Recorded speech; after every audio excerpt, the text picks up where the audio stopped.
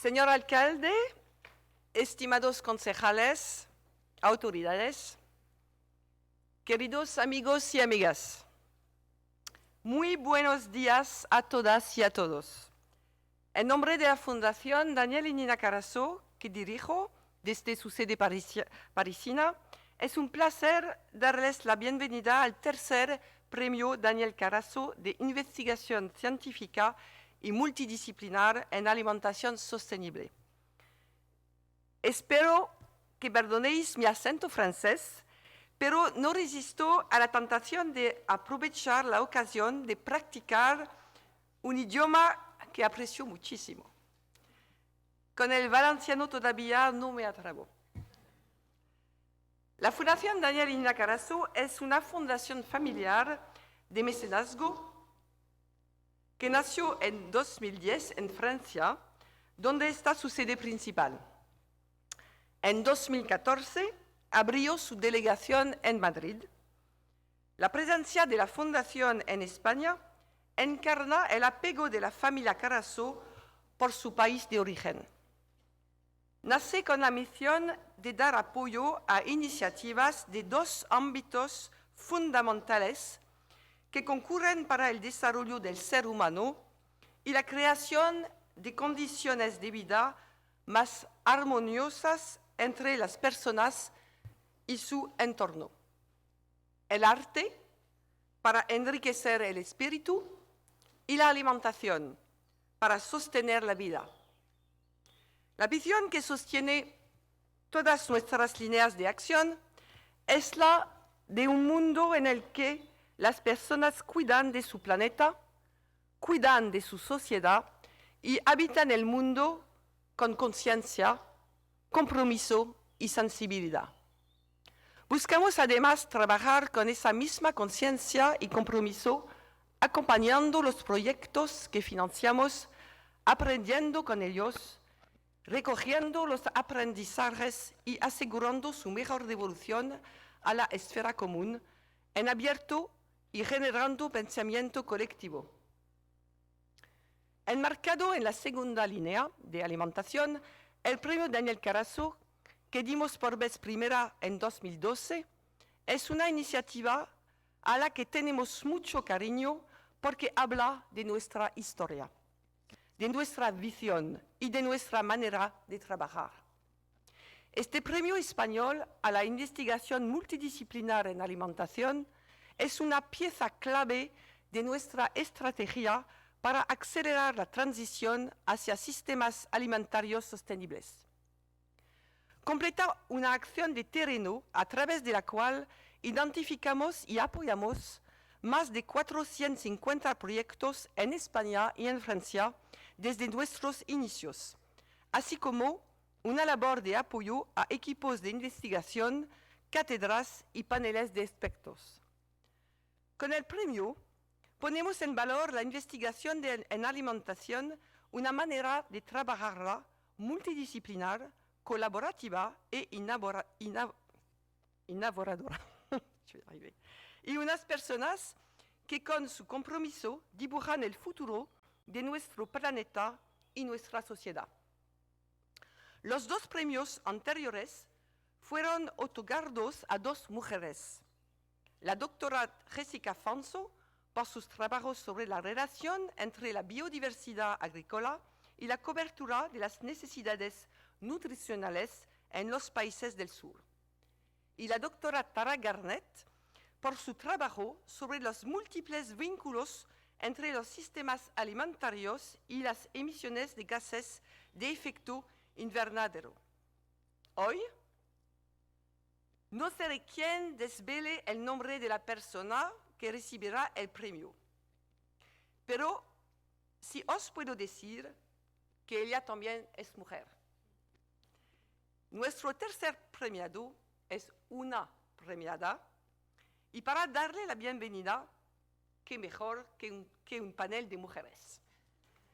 Para la entrega del premio, es un gusto pasar la palabra a dos grandes mujeres de la filantropía y la ciencia. A Marina Namias, serenísima presidenta y fundadora de la Fundación Daniel y Nina Carasso, y a María Ramos, excelentísima María Ramos, miembro del jurado de selección del tercer Premio Daniel Carasso. Pero antes de dar la palabra a Marina, me gustaría dar las gracias a todo el equipo de la delegación de la Fundación en España por el gran trabajo realizado en la preparación de este acto, sino también por la radiación que fueron capaces de dar a la Fundación Daniel y Nina Carasso en España. Muchísimas gracias a Isabel, Carlos, Eva y Fatma.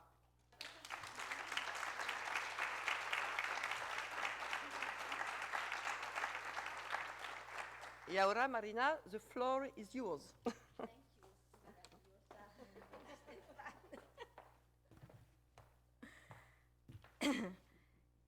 Estimados concejales, autoridades, queridos amigos, queridas amigas. Gracias. Es la tercera vez que tengo el placer y el honor de entregar en mi querida España el Premio Daniel Carasso por la alimentación sostenible. Al verme hoy tan arropada por todos ustedes, con ocasión de esta tercera edición, me doy cuenta de que esta joven iniciativa genera cada vez más interés por la investigación en una disciplina demasiado poco habitual. Me emociona ver que este premio de envergadura internacional hunde cada vez más sus raíces en el suelo español que lo ha visto nacer. Al crear la Fundación Daniel y Nina Carasso en 2010, mi familia y yo teníamos, por supuesto, en mente rendir un homenaje a mis padres, a su doble patria, España y Francia, y a su visión, la de alimentar el planeta, favoreciendo la salud y la plenitud del ser humano. Esta ambición y el desafío que se marcó mi padre y el suyo antes de él, siguen hoy en día, por desgracia, vigentes. Aunque asistimos a un aumento de la producción derivado de las sucesivas revoluciones agrícolas, de la industrialización agroalimentaria y de la globalización de los intercambios, los sistemas alimentarios actuales no han logrado acabar con el hambre. En todos los rincones del planeta se suceden los efectos negativos sobre el medio ambiente, nuestras sociedades y nuestra salud. La degradación de los suelos, la destrucción de la biodiversidad, las injusticias sociales, el éxodo rural, el malestar de los agricultores y de los trabajadores del sector alimentario, la malnutrición, las carencias, la diabetes y la obesidad son solo ejemplos de los impactos negativos a los que asistimos y que preocupan y movilizan cada vez más a la sociedad. El reto alimentario, alimentar a los cerca de 10.000 millones de personas que poblarán la Tierra en 2050, respetando el planeta y a los seres humanos, but respecting at the same time the planet. Una profunda reforma del sistema actual de investigación. En efecto, es necesario promover un enfoque más transversal, más participativo y más social de la investigación sobre sistemas alimentarios y asegurar que dicho enfoque traslade sus conclusiones y orientaciones al ámbito político. Igualmente importante es que se diversifiquen los ejes de investigación para abordar un mayor número de sistemas alternativos. Hay que investigar cosas tan diversas como el desarrollo de métodos de producción y transformación que garanticen la conservación de los nutrientes, las relaciones entre los ámbitos urbano y rural, o el papel de las ciudades y de los territorios locales, como por ejemplo el papel de la ciudad de Valencia cuyo rol se afirma y afianza actualmente a través de la constitución de su Consejo Alimentario. Estas cuestiones apelan a una pluralidad de saberes y, sobre todo, a conexiones fértiles entre ellos. Con la creación del Premio Daniel Carasso, queremos fomentar una investigación multidisciplinar que se nutre de un pensamiento colectivo y de la colaboración de personas e instituciones de distintas miras, así como un claro compromiso por el cambio de paradigma alimentario. Con este galardón queremos reconocer el rigor científico de mujeres y hombres visionarios, avalados por sus pares y arquitectos de un futuro mejor. En la construcción del nuevo paradigma alimentario, la investigación juega un papel clave, como una suerte de piedra de toque. La Fundación la fomenta a través del Premio Daniel Carasso, pero también respaldando la labor de incidencia de distintas conferencias y organizaciones, como el International Panel of Experts on Sustainable Food Systems, IPES Food, así como a través de nuestra propia convocatoria anual de proyectos de investigación. Y aprovecho esta ceremonia para invitarles a descubrir estas líneas distintas de trabajo y, por qué no, a animarse a presentarse. La riqueza del trabajo de la Fundación de Mecenazgo depende en gran medida de la implicación de sus socios presentes y futuros, entre los que espero poder contarles un día.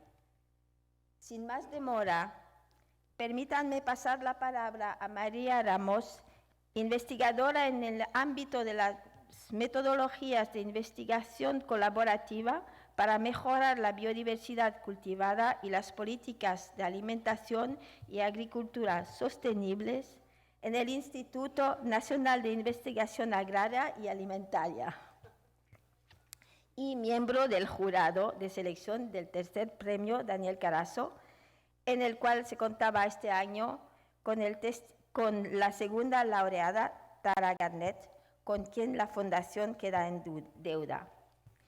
Es un placer ver que el testigo pasa con tanta fluidez y con cada edición del premio, de la primera laureada a la segunda y de la segunda a la tercera. Gracias a todo el comité ejecutivo de la Fundación y al equipo tan francés que español, y no los nombraré todos, pero os quiero mucho por su empuje y su energía. Gracias a todos ustedes por su presencia y atención. Gracias, Valencia, terra d'horta y de futur. Y gracias, María, por acompañarnos.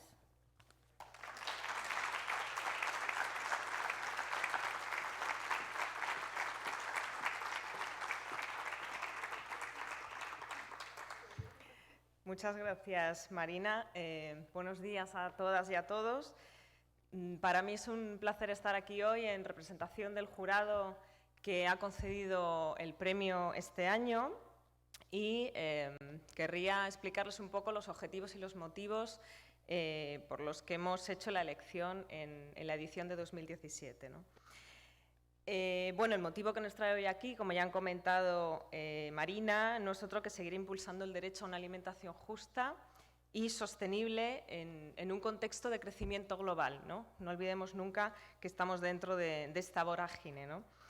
Y en este caso lo vamos a hacer de la mano de la investigación y del reconocimiento a aquellas personas que están destacando por su brillante labor en esta tarea. Tal y como reflejan los principios de la Fundación Daniel y Nina Carasso, la alimentación tenemos que contemplarla desde una óptica amplia, que sea diversa y que esté en armonía con las diferentes actividades humanas y en armonía con el entorno que nos rodea, ¿no? Por tanto, cuando hablamos de alimentación hablamos de todo el conjunto de actores, de procesos, de instituciones y de interacciones que participan en la producción de alimentos. Por lo tanto, cuando hablamos de investigación en este campo, estamos hablando de multidisciplinaridad y de holismo. Estamos hablando de modelos sostenibles, de materias primas, de cultura, de cadenas comerciales, de impacto ambiental y social, de recursos productivos, de justicia social, sostenibilidad económica, de distribución de la población, de territorio y de ordenación territorial. Y por último, y por supuesto, de políticas públicas, ¿no? La importancia de este premio y quizás su exclusividad, ¿no?, su particularidad, es que sabe contemplar todos estos aspectos y busca los proyectos que trabajan con este enfoque tan amplio y las personas que los están liderando y que son tremendamente valiosas para el cambio, ¿no? Las personas que son candidatas a este premio han de demostrar haber alcanzado, por un lado, una excelencia investigadora en trabajos que sean innovadores y que integren la dimensión medioambiental, económica, social y nutricional, no lo olvidemos, pero también es necesario que los galardonados y las galardonadas gocen de un reconocimiento de sus homólogos, especialmente en el ámbito científico. Además, tiene que presentar capacidad de pensar colectivamente y de trabajar de forma participativa con los diferentes agentes sociales y con otros investigadores y profesionales de su ámbito. Tiene que tener capacidad de comunicación y capacidad de influencia en las políticas públicas y una visión potencialmente transformadora a largo plazo. La persona que reúna estas cualidades pues, podrá ser una buena embajadora de la Fundación para los próximos 2 años, ¿no? Entonces, es el objetivo que ha guiado las decisiones del jurado en las diferentes deliberaciones. Bien, este premio no solo recompensa a la persona que recibe una dotación económica, sino que también se puede destinar a financiar el proyecto que acompaña a esa persona, ¿no? Bien, para fallar la decisión de este año se ha seguido un procedimiento bastante riguroso y largo, dividido en 2 fases. En la primera fase, 40 investigadores de 23 países han presentado sus candidaturas y en la segunda fase han llegado solo 6 finalistas, donde un jurado que está compuesto por 7 miembros de reconocida excelencia internacional, de diferentes disciplinas, con una visión bastante multidisciplinar, pues bueno, hemos podido seleccionar a la galardonada en este caso, ¿no? Bien, he de decir que la decisión final ha sido fruto de un profundo y enriquecedor debate y de una concienzuda deliberación, ya que los currículum de los 6 finalistas han sido excelentes, la verdad, de un nivel excepcional. Bien, pues una vez que os hemos explicado los criterios que hemos seguido para seleccionar al ganador y llegados a este punto, como representante del jurado, me complace enormemente anunciar que la persona que va a recibir hoy este premio Daniel Carasso 2017 es la doctora James Battersby, de Sudáfrica, Ciudad del Cabo, especializada en trabajos de seguridad alimentaria en el África Austral.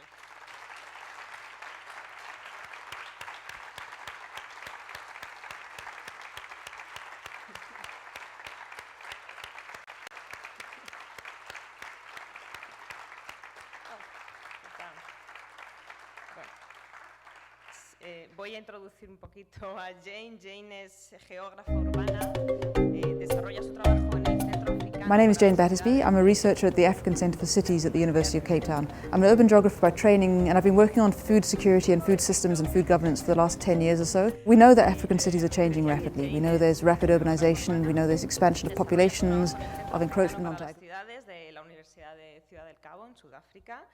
Y además es representante de esta universidad en el movimiento AFSUN, African Food Security Urban Network, y actualmente es la coordinadora del proyecto de investigación Consuming Urban Poverty.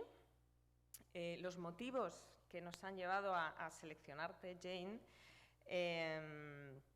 se relacionan sobre todo con el innovador y poderoso enfoque que tienes de la alimentación y la pobreza urbanas en las grandes ciudades, ¿no? Creemos que la potencialidad del trabajo que estáis desarrollando podrá impactar en el diseño sostenible de sistemas alimentarios en los próximos 20-30 años de una manera replicable en muchas otras partes del mundo porque compartimos muchas problemáticas, ¿no? Como estamos comprobando, el acelerado crecimiento urbano en las ciudades del sur va camino de convertirse en uno de los desafíos más importantes de las próximas décadas. James Battersby propone convertir precisamente este fenómeno de crecimiento en un motor de estabilidad en lugar de convertirse en una fuente de desestabilización del sistema alimentario, ¿no? El trabajo de Jane incluye criterios de justicia social, de gobernanza, de educación, de enfoque de género, de juventud y también disciplinas como el planeamiento urbanístico y la ordenación del territorio vinculado a la oferta alimentaria. Valoramos también que la forma en la que la doctora Battersby contempla que el abastecimiento de alimentos a la población urbana significa también introducir alimentos dentro de las ciudades y con las ciudades, y denuncia la necesidad de integrar políticas alimentarias en las agendas urbanas, ¿no? Entre las capacidades mostradas por la galardonada destacan su alto nivel como investigadora y la excelencia de sus trabajos académicos, combinado con un fuerte compromiso con los agentes sociales y las administraciones, una gran capacidad de influencia y de participación en políticas locales y políticas internacionales y unas excelentes cualidades como comunicadora. Estamos convencidos de que todas estas excelentes cualidades y experiencias van a hacer de ella una estupenda embajadora de la Fundación Daniel Carasso. Y desde aquí te queremos dar nuestra más sincera enhorabuena por el premio, que te lo has merecido. Vamos a dar un aplauso.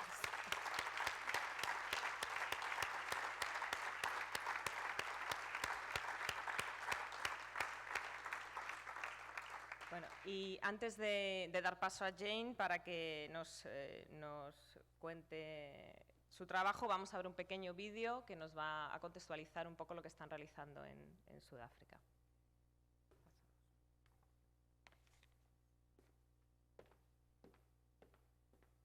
Cultural land.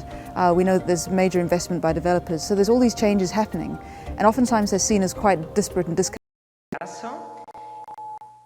Y desde aquí te queremos dar nuestra más sincera enhorabuena por el premio, que te lo has merecido. Vamos a dar un aplauso.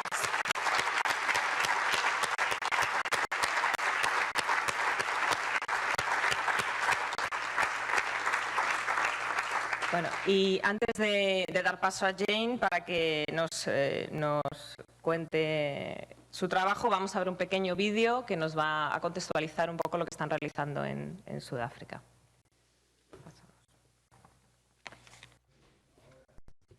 In is having and going to have an impact on the rest of the continent. The food system at the moment is clearly not meeting the needs of the urban poor.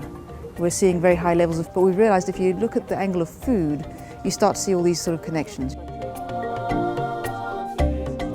Jane's work is having a very profound effect. Certainly more in South Africa at the moment, where she has been working for a longer time. And I think the current work that she's involved in is having and going to have an impact on the rest of the continent. The food system at the moment is clearly not meeting the needs of the urban poor. We're seeing very high levels of food insecurity, which hadn't been expected. We're seeing very high levels of poor health in urban areas. These are all manifestations of a food system that's designed for economic efficiency and not for health, not for justice. And this is where we're trying to think about, and a sustainable food system is only really sustainable if it's socially sustainable as well as environmentally sustainable. Jane is incredibly consistent. Which hadn't been expected. We're seeing very high levels of poor health in urban areas. These are all manifestations of a food system that's designed for economic efficiency and not for health, not for justice. And this is where we're trying to think about, and a sustainable food system is only really sustainable if it's socially sustainable as well as environmentally sustainable. Jane is incredibly consistent. She's very focused and very clear about what our project is and what it's about.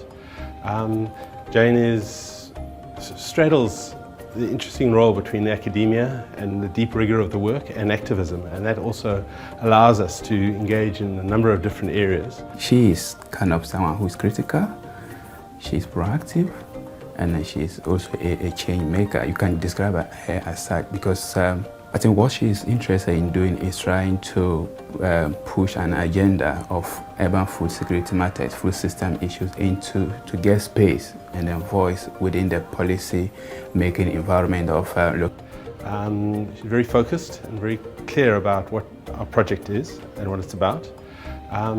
Jane straddles the interesting role between academia and the deep rigor of the work and activism, and that also allows us to engage in a number of different areas. She is kind of someone who is critical, she's proactive, and she's also a change maker. You can describe her as such because I think what she's interested in doing is trying to push an agenda of urban food security matters, food system issues to get space and then voice within the policy making environment of local authorities.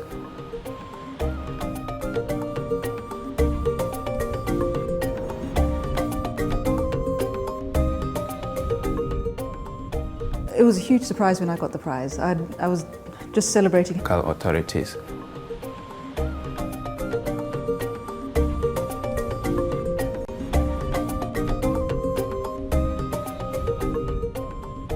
It was a huge surprise when I got the prize. I was just celebrating having got the boys to bed. I have two young sons and they were not going to bed that night. So eventually when I got them to bed and opened my email and saw it, it was a huge surprise. Simply because the urban and Africa don't necessarily seem an obvious match for the discourse of sustainable food systems. But once the shock had settled in, I started to think about, well, how can my work then contribute to the interests of the foundation, but also how then can I use this prize to advance what we're trying to do.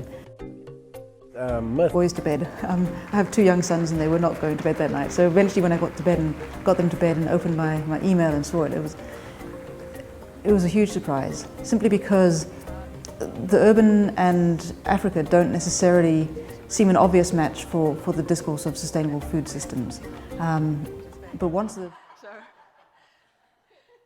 So firstly, I just want to thank the committee, but also to say what a wonderful experience it is to be here in Valencia, where there are so many exciting food systems pieces of work happening. We met with the mayor yesterday, and the vision that the mayor has and of the Urban Food Policy Council, it really feels like home being here. So thank you for your welcome. As I said, I work on urban issues, and for many people working on sustainable food issues, the urban might not be the most obvious point of entry. That Jane debunked for me was about food insecurity in the city. You know, we always hear about food insecurity in the rural areas, but we never really see food insecurity or talk about food insecurity in the city. Me gusta mucho que hayáis traído la tecnología africana para poner mi vídeo. En primer lugar, me gustaría dar las gracias al comité, pero también deciros que para mí es una experiencia maravillosa estar aquí donde hay tantos sistemas alimentarios en Valencia. Ayer conocimos del ayuntamiento y nos enseñó todos sus proyectos y son todos muy interesantes. Como he dicho antes, trabajo con cuestiones urbanas y para muchas personas que trabajan con cuestiones de sostenibilidad alimentaria, quizá no sea un primer paso la cuestión urbana. Nos preocupamos más por los problemas de producción, etcétera, y la provisión a las ciudades, pero no lo que pasa en las ciudades. Pero dejadme que os explique. The supply chain to cities and not actually what happens in cities. But hopefully I want to show you today a little bit about why I think thinking about the urban is a really important way of engaging with sustainable food systems. Okay, so I work in Cape Town, and Cape Town is a wonderful city, but is also a very unequal city. As you can see, this is not two separate pictures. This is one neighborhood of extreme poverty and extreme wealth. There's my son's over there, sorry. And so what we see is this is typical of the way in which our cities are globalizing. We're seeing rapid urbanization. More and more people are moving to cities, and more people are experiencing urban poverty. And we see this in the food system. And people are not poor and struggling to eat alone. We are finding people are struggling to eat, they're malnourished, but at the same time we're seeing increasing levels of obesity, diabetes, hypertension. All of these are indicators of a bad diet. And this is a diet of poverty. La cuestión urbana es tan importante para los sistemas alimentarios. Yo trabajo en la ciudad del Cabo y la ciudad del Cabo es una ciudad maravillosa, pero también es una ciudad con grandes desigualdades. Como podéis ver, esto no son dos fotografías distintas, esto es solo un barrio distinto en el cual vemos una parte muy rica y una parte muy pobre. Y lo que vemos, esto es muy típico de la forma en la que se están globalizando las ciudades. Cada vez más personas se trasladan a vivir a las ciudades y cada vez más personas viven en la pobreza urbana. Y lo vemos en el sistema alimentario. Las personas no son solo pobres y luchan por comer por su cuenta, sino que también tenemos a personas malnutridas, a la vez que tenemos cada vez más obesidad, diabetes. This is what that household eats in a week, which is the neighbour of Cape Town. Food is three ways. The first one is to promote home gardens, try and get people to grow their own food to address this problem. The second one is poverty alleviation, so if we give people enough money, then they'll be able to buy the right kinds of food. And finally, through nutrition education. If we teach people to eat the right things, they will eat the right things. But what if it isn't actually the people themselves? What if it's more about the system? And so this is what I've been trying to look at. So one of the things we've done is asked people, where do you get your food from? And the first point was this grow it area. Less than 5% of people in low-income areas are growing their own food. So while urban agriculture is an important component, it isn't the most important thing. Most people are buying food, either from the supermarket or from the small informal traders. And I've been trying to understand this dynamic because most people have access to a supermarket. They will go there once a month and buy a lot of the kind of basics for the month. But on a day-to-day basis, people are buying from the small traders. And this is curious because the small traders are usually more expensive. They have lower quality of food. And the range of foods is not so high. So why, if you have the choice of going to a supermarket, do you keep buying from the informal trader? And this is where we start to see how this connects to the urban system. Because what we look at is, so why are you buying what you're buying? Why are you eating what you're eating? Part of it's culture, part of it's what people choose to eat. But we found that households who don't have access to a refrigerator, who don't have good storage, are having to buy every day. And so you're buying stuff that's going to last, you're buying stuff that doesn't need cooking because you don't have cooking technology, you're buying on a day-to-day basis. And so there's this kind of way in which the housing condition shapes what you eat. We look also at where the location of the retail is. So one of the things we've done is we've walked around low-income neighborhoods and mapped all of the food retail. And you could start to see how food connects with different urban processes. So in the bottom of the map is actually where the train station is. And people have long commutes. The transport systems are not great. And so people are getting food on their way home from school, buying from street traders, buying from people who are selling cooked foods, all of those kinds of things. And so there's this relationship between the food market and what's getting sold and how people live in cities. And so there's something about planning. How do we plan better food systems? It's not about making sure the foods are available. The foods are available. But how do you make them accessible? And how do you make good food the obvious choice for the poor? So we've looked at this. We've looked also at where that food is coming from and the ways in which traders are able to engage directly with farmers, with wholesalers, and the choices they're making around where they're getting their food from. And so how then do we make sure that that system is making it easy for the traders to get the food that's healthy to sell to people in those kinds of contexts? So this is sort of what we're looking at. The other component is looking at the big food system changes.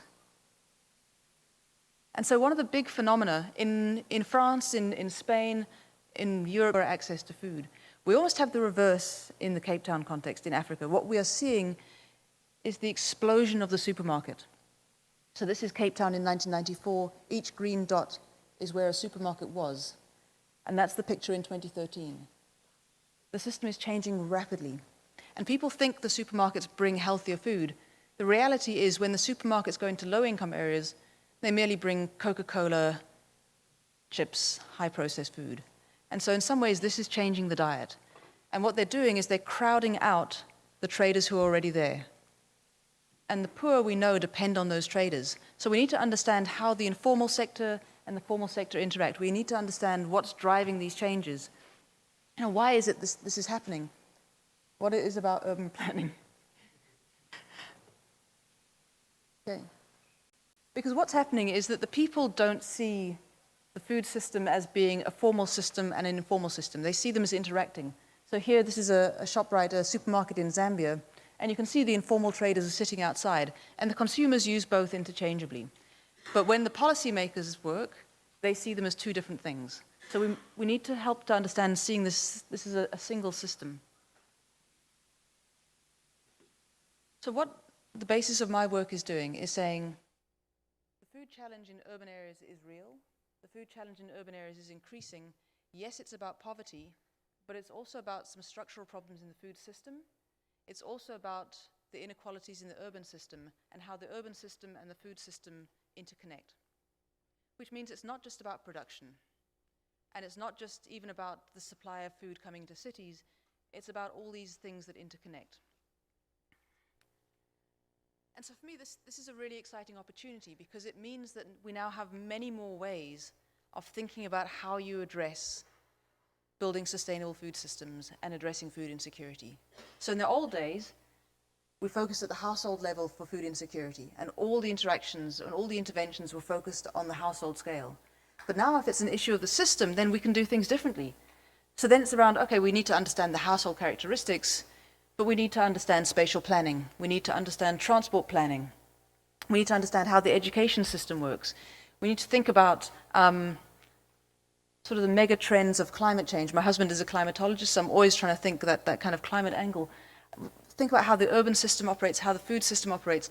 And so what we've done in Cape Town and in South Africa is basically go through every single department of government at the local, the provincial, and the national scales and say, okay, you don't think you have a responsibility for food, but when you look at what you do, more or less every single department is doing something that is affecting the food system. And therefore, there's a much greater role for government to engage. And so what we've been trying to do is to try and elucidate, to show that to local government and to national government, that they do actually have a much wider role than they thought, and then make suggestions about how they can change that. And in doing this, we also need to recognize the role of business, the role of civil society, the role of the NGO sector, and try and bring all those stakeholders together. And this is, again, what the Food Policy Councils are trying to do. But if we're going to do that, it can't be, I'm a geographer by training, which is why we have the maps. I see everything in maps. But it can't just be geography. It can't just be food scientists. It can't just be dietitians. It can't just be agronomists. We need to find ways to develop cross-disciplinary conversations, and that's what we've been trying to do in our work, trying to create those dialogues, and really trying to sit down and talk to each other to understand what it is we want to communicate to policymakers, because policymakers don't think in disciplines. They think in terms of problems. And so how do we generate those kinds of spaces? And so that's really what we've been trying to do, trying to retrain ourselves as researchers to speak to these complex systems in a way that makes sense to policymakers and to NGOs and to civil society. And that's really what we're trying to do. And so I think, essentially, I think what we're doing ties in very closely with the vision of the Foundation. I just really want to thank the Foundation for recognizing the vision and really to enabling us to pursue this vision further. So we've been working, again, with local, provincial, and national governments. We're also increasingly working with UN agencies, with global agencies, to try and get this vision on the system. And so I think the generous presentation by the Foundation will help us move this agenda forward. Thank you very much.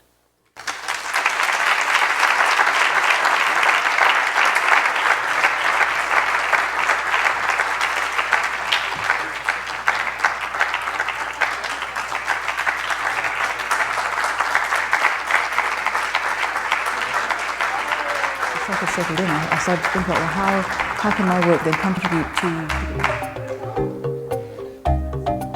My name is Jane Battersby. I'm a researcher at the African Centre for Cities at the University of Cape Town. I'm an urban geographer.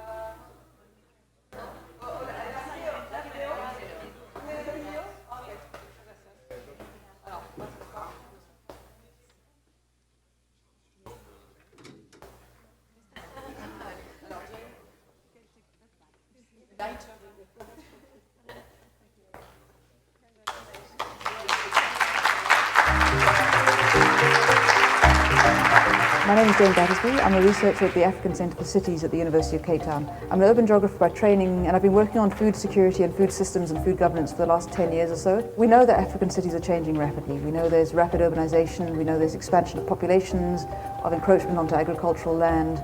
We know that there's major investment by developers, so there's all these changes happening. And oftentimes they're seen as quite disparate. I'm a researcher at the African Centre for Cities at the University of Cape Town. I'm an urban geographer by training, and I've been working on food security and food systems and food governance for the last 10 years or so. We know that African cities are changing rapidly. We know there's rapid urbanization, we know there's expansion of populations, of encroachment onto agricultural land. We know that there's major investment by developers, so there's all these changes happening. And oftentimes they're seen as quite disparate and disconnected. But we realised if you look at the angle of food, you start to see all these sort of connections. Going to have an impact on the rest of the continent. Food system Jane's work is having we're seeing very high levels of food insecurity, which hadn't been expected. Certainly, we're seeing very high levels of poor health in urban areas. These are all manifestations of a food system that's designed for economic efficiency, I think the current work and not that she's for involved health, in not for justice. is having where we're trying to have think about, and a sustainable food system is only really sustainable if it's socially sustainable as well as environmentally sustainable. We're seeing very high levels of food insecurity, which hadn't been expected. We're seeing very high levels of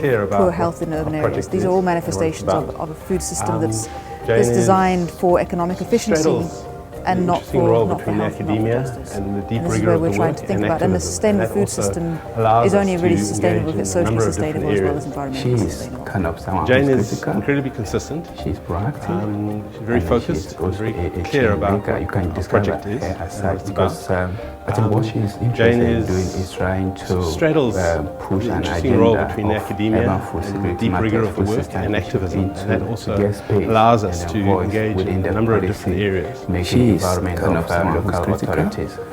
She's proactive, and she's also a change maker. You can describe her as such, because I think what she's interested in doing is trying to push an agenda of urban food security matters, food system issues to get space and a voice within the policy, making environment of local authorities. It was a huge surprise, simply because the urban and Africa don't necessarily seem an obvious match for the discourse of sustainable food. It was a huge surprise when I got the prize. I was just celebrating having got the boys to bed. I have two young sons and they were not going to bed that night. So eventually when I got to bed and got them to bed and opened my email and saw what we're trying to do. It was a huge surprise, simply because the urban and Africa don't necessarily seem an obvious match for the discourse of sustainable food systems. In the rural areas. But once the shock had settled in, I started to think about, well, how can my work then contribute to the interests of the foundation, but also how then can I use this prize to advance what we're trying to do. Most changing bank for me and Jane's been incredibly powerful about food insecurity at bringing in the city. together groups of we people. always hear about food insecurity in the rural areas, but we never really see food insecurity unusual ways or talk about food insecurity in the city.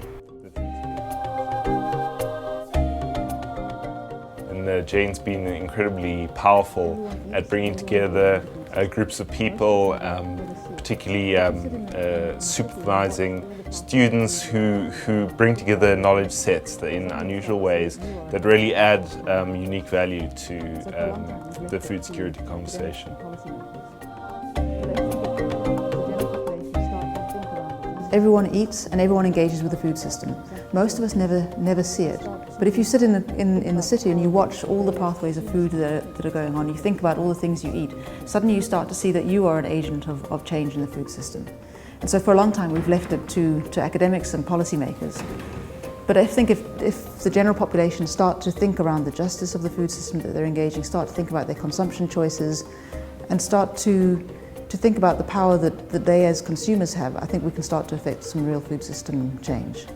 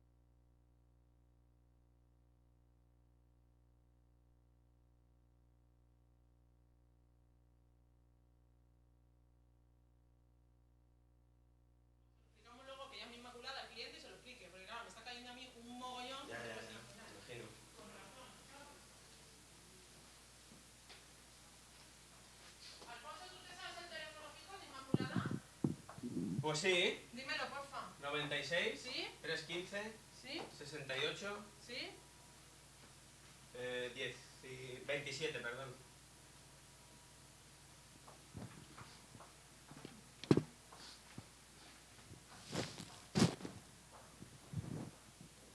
¿Me dijiste que tenías pilas?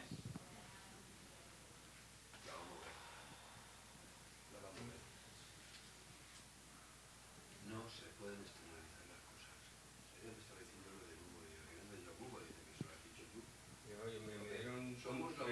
Me pedían un teléfono para unos no. micrófonos que querían traer. Digo, yo no conozco a nadie, solo a Bubo. Pero ¿cómo? ¿Que no nos conocemos? Bueno, vamos a ver, Pep, yo no sé si vosotros aprendéis estas cosas. Bueno, pues ahora lo sé, ahora lo sé. Pero parece mentira que no lo sepas, bueno, pues no lo sabía, no lo sabía. Pero si nosotros trabajamos más que Bubo, y lo hacemos mejor que Bubo. Bueno, pero no lo sabía, yo es que no sé creía que era... que tenéis de externalizar cosas, no sé qué cojones.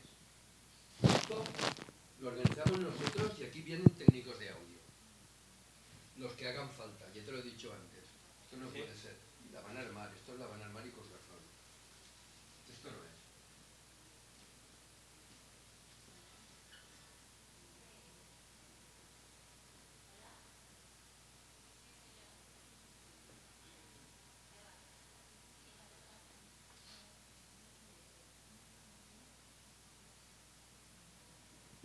¿Dónde tenemos las pilas de sobra que teníamos por ahí?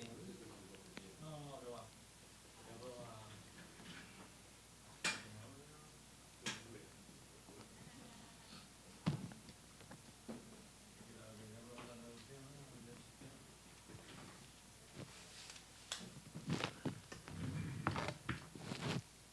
Juan, ¿me oyes? Juan.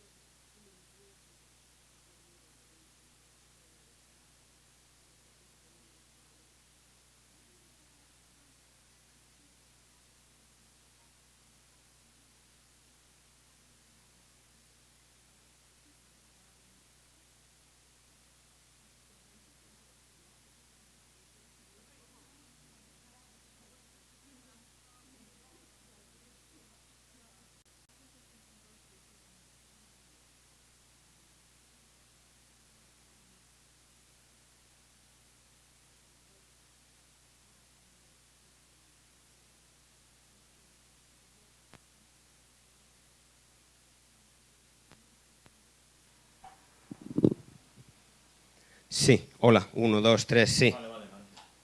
Y este, hola, 1, 2, 3, sí. Probando, ya los he bajado los dos. Sí, 1, 2, 3, sí, sí, sí. Hola, hola, hola.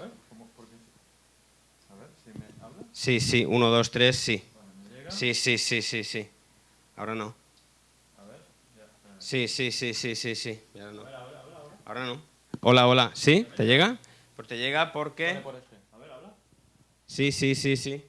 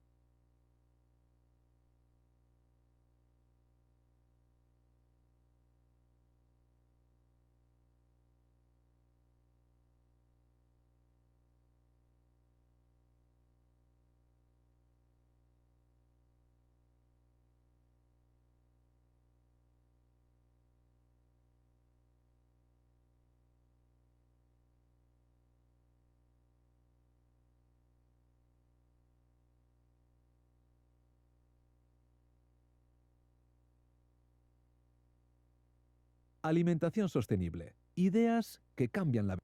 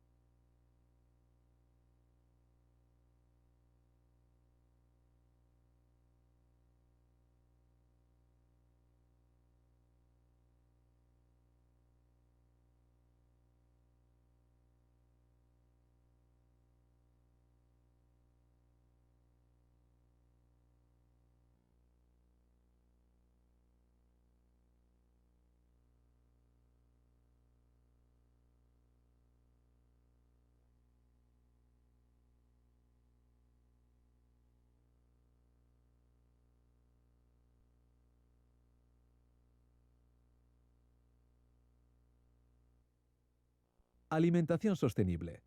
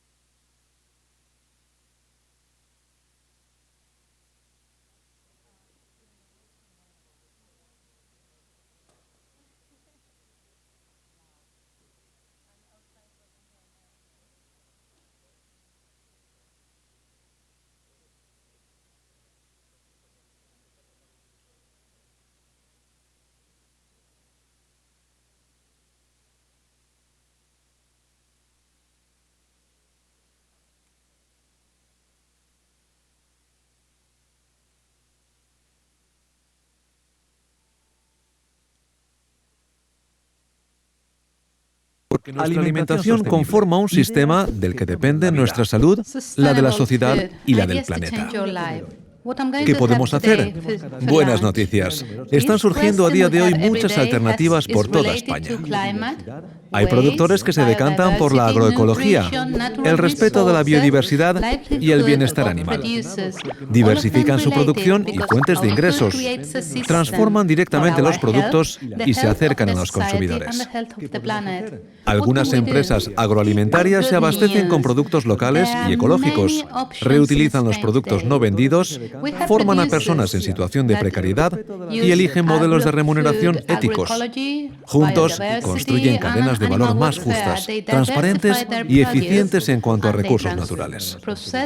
Las personas se movilizan y cambian sus hábitos de consumo por su salud y por la del planeta. Supermercados solidarios y cooperativas ciudadanas permiten a los más necesitados acceder a productos de calidad. Algunos comedores escolares, hospitales, residencias de mayores y restaurantes se abastecen localmente, implican a los consumidores y crean nuevas salidas para unos productores en constante proceso de mejora. A escala regional, los productores y distribuidores comparten medios de transporte y almacenamiento.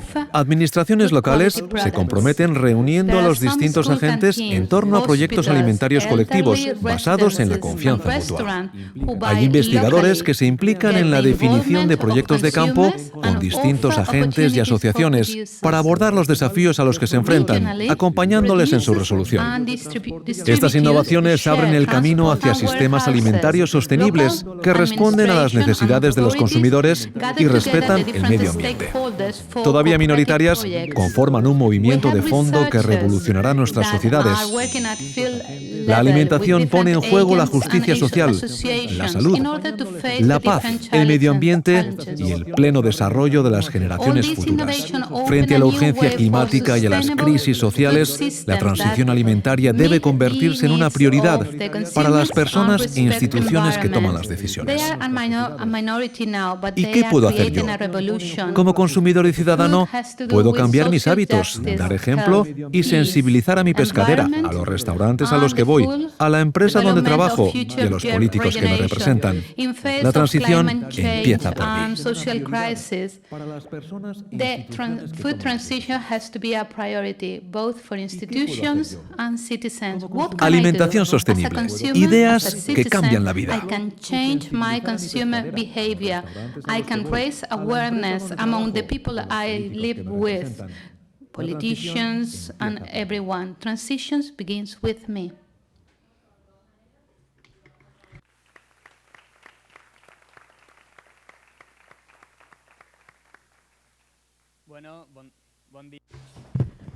Well, good morning, everyone.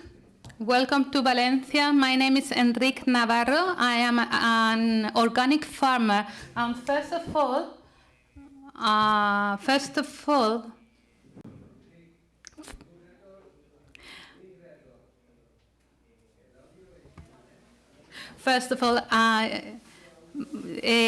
I really admire the Carasso Foundation. I really admire all the things they do, and I'm very glad that they are here in Valencia with us, because our situation was so different some years ago, and farmers and civil society organizations had a very different speech back then, because we are really getting some results here.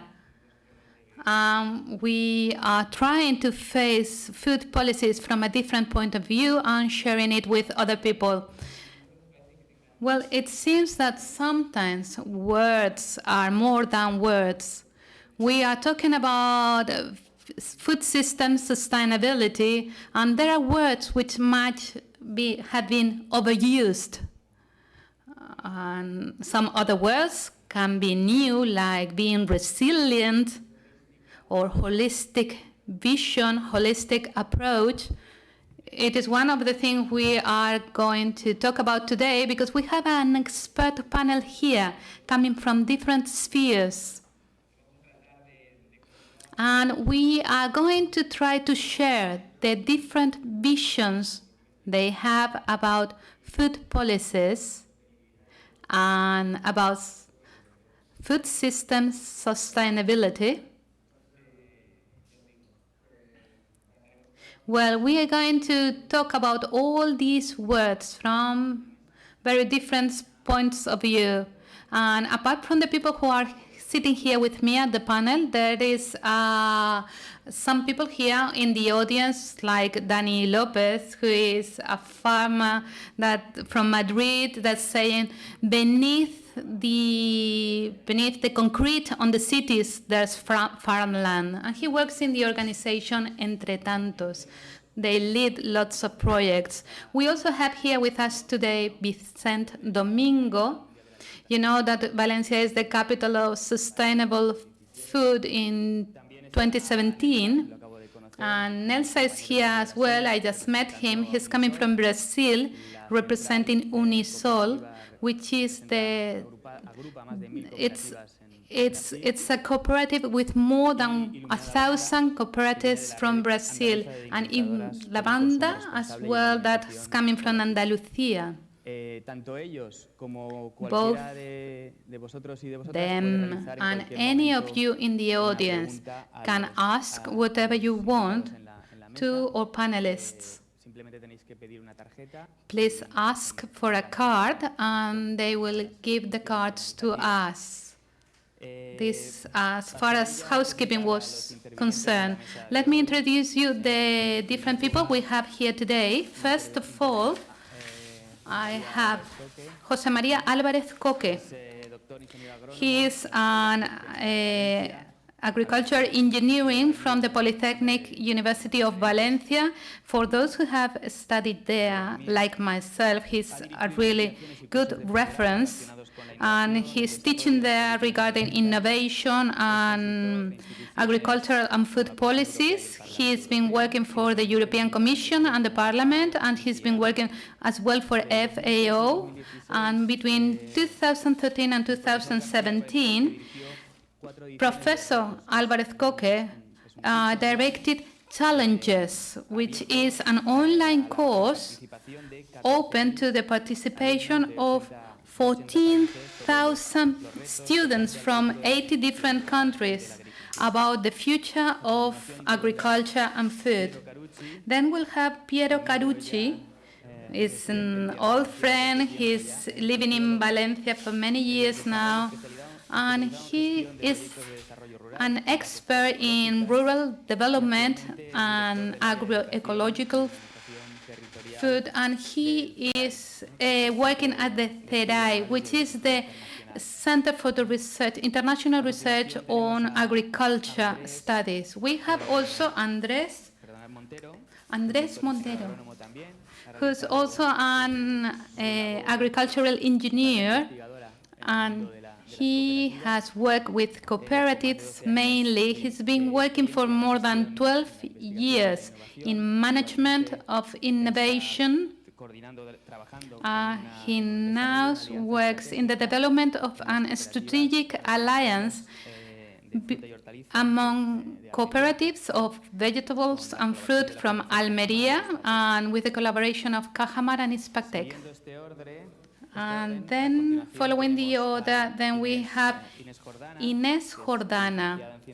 She's graduated in environmental science, and she began working in the national parks and the biosphere reserves.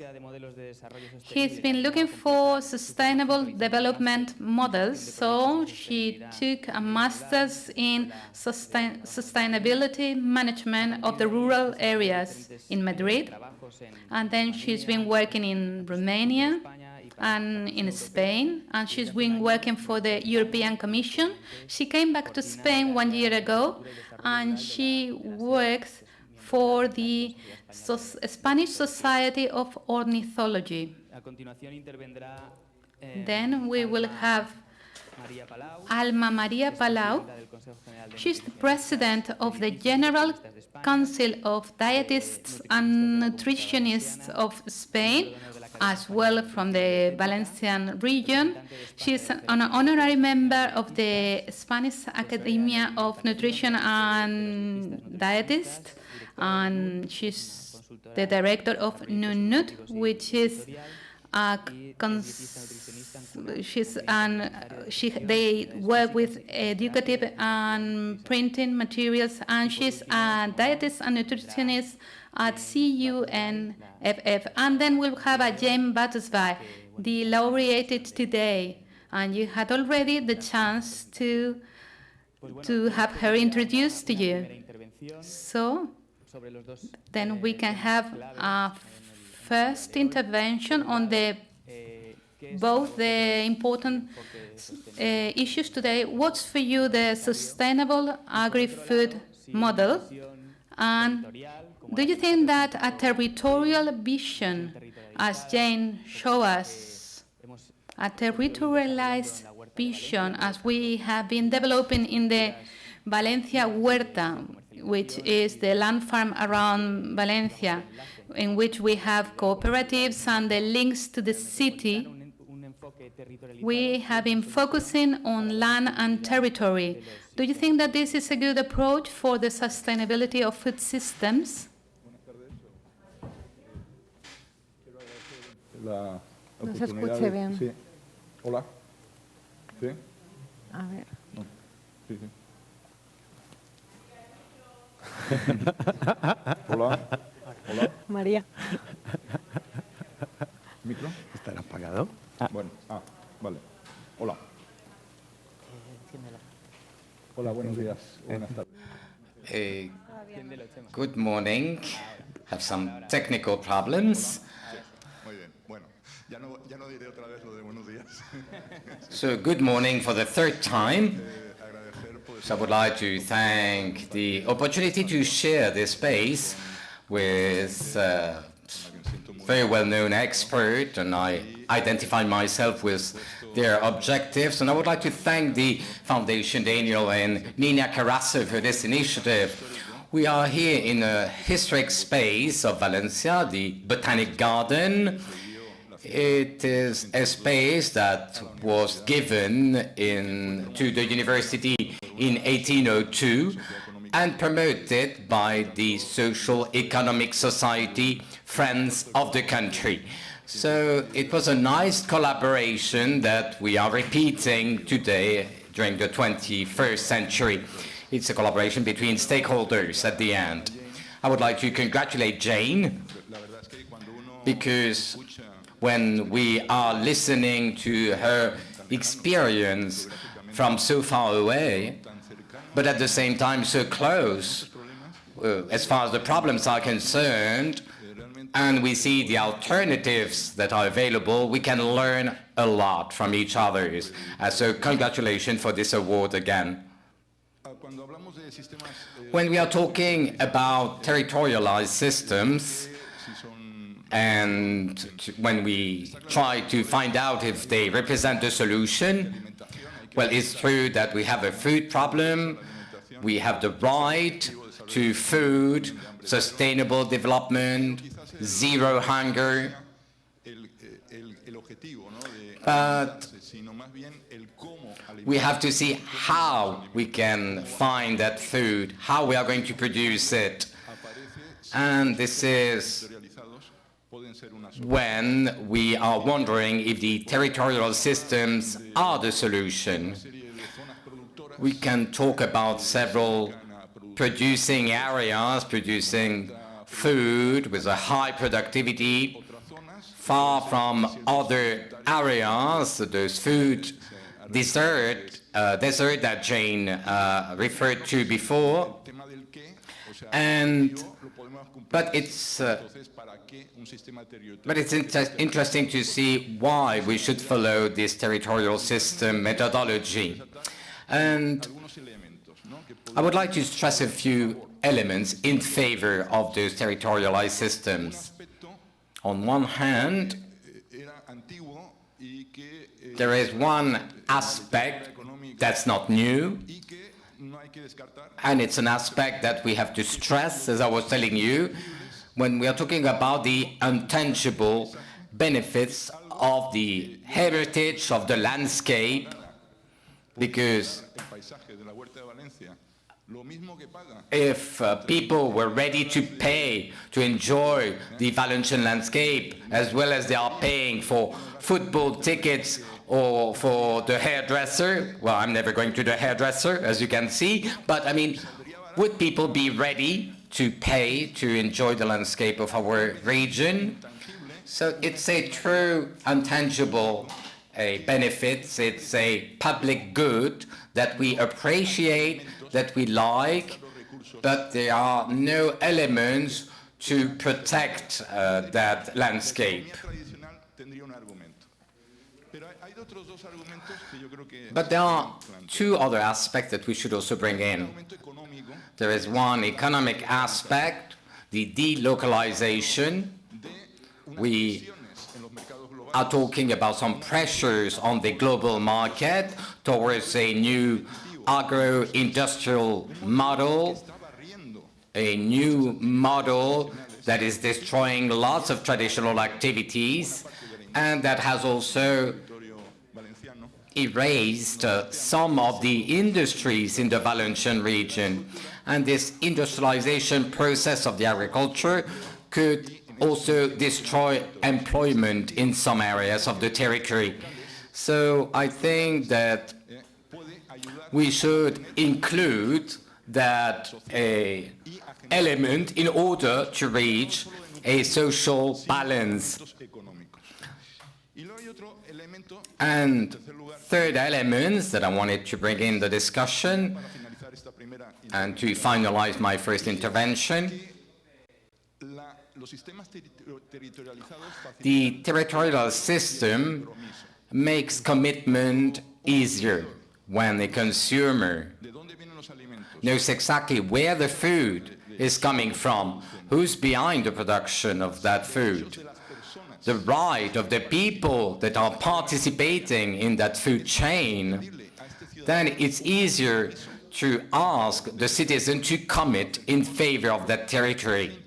When people, the consumers are closer to the producer, and when we are mixing all these ingredients, well, that social commitment is much easier. That public commitment in favor of sustainable food is guaranteed. But when we are fracturing, when we are doing a food apartheid between consumers and producers, then it's much more difficult to get that social commitment.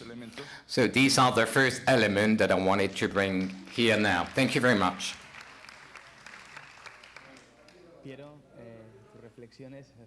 Piero, I would like to have your feedback about those two questions that were raised. I'm crossing my fingers for the microphone to work. It's okay. I'm lucky. So, good morning, everybody. Thank you very much, Enric. Thank you very much to the Foundation and to Eva working during long months to prepare this event.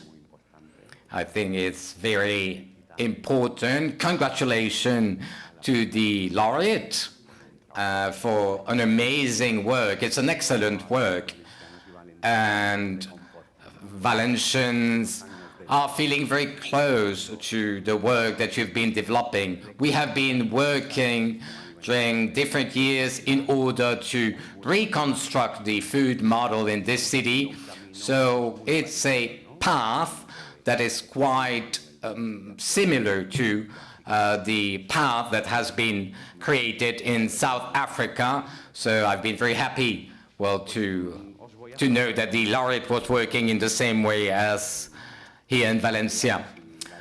So now a few thoughts about what's being done here, about the city and the growth of the city and its maps. And then I would like to talk about some proposals and solutions on which we are working from Valencia.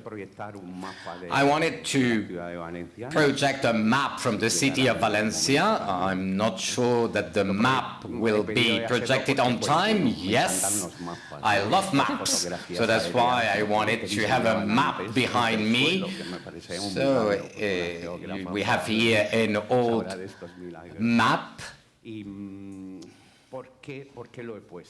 Why am I using this map?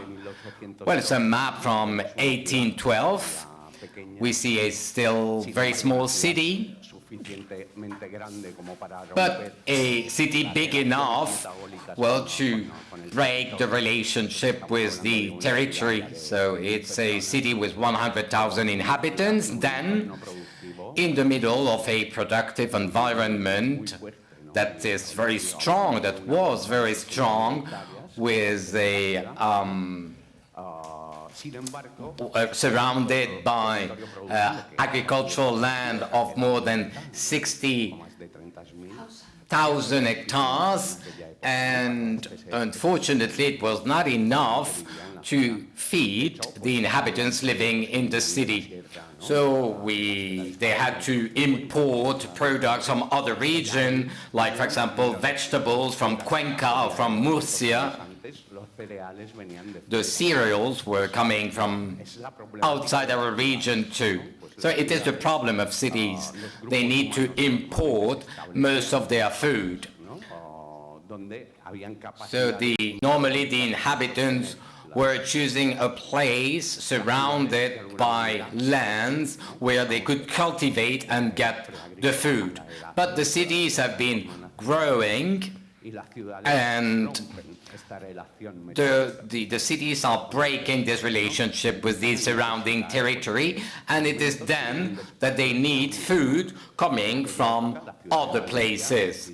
In 1812, the city was importing cereals from Sicily by boat, and they were distributed in the city. And it was quite upsetting, and they were wondering how to feed the city and to combine this urban planning to make sure that the inhabitants would have enough food. So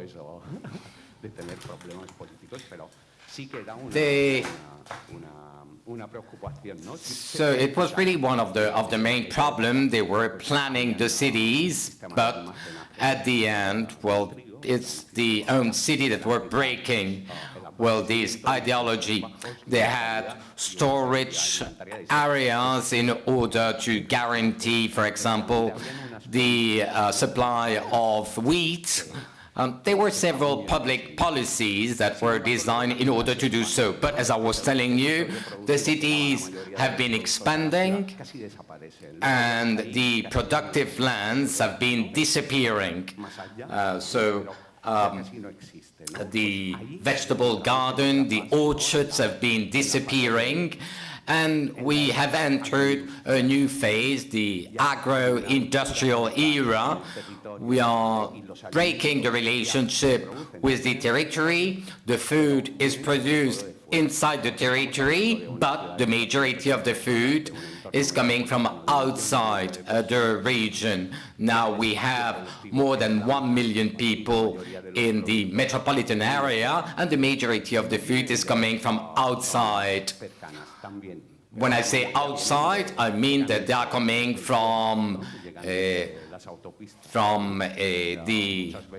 motorways, the food motorways. When we are going to the supermarket, well, we are finding products from South Africa, from Peru, from Italy, from Chile, or from the south of Spain.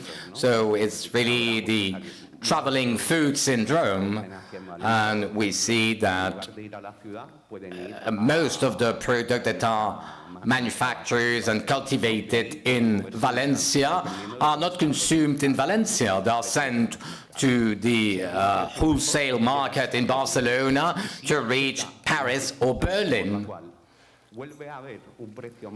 And and in some cases linked to the price of the product, well, that food might come back to Valencia at the end.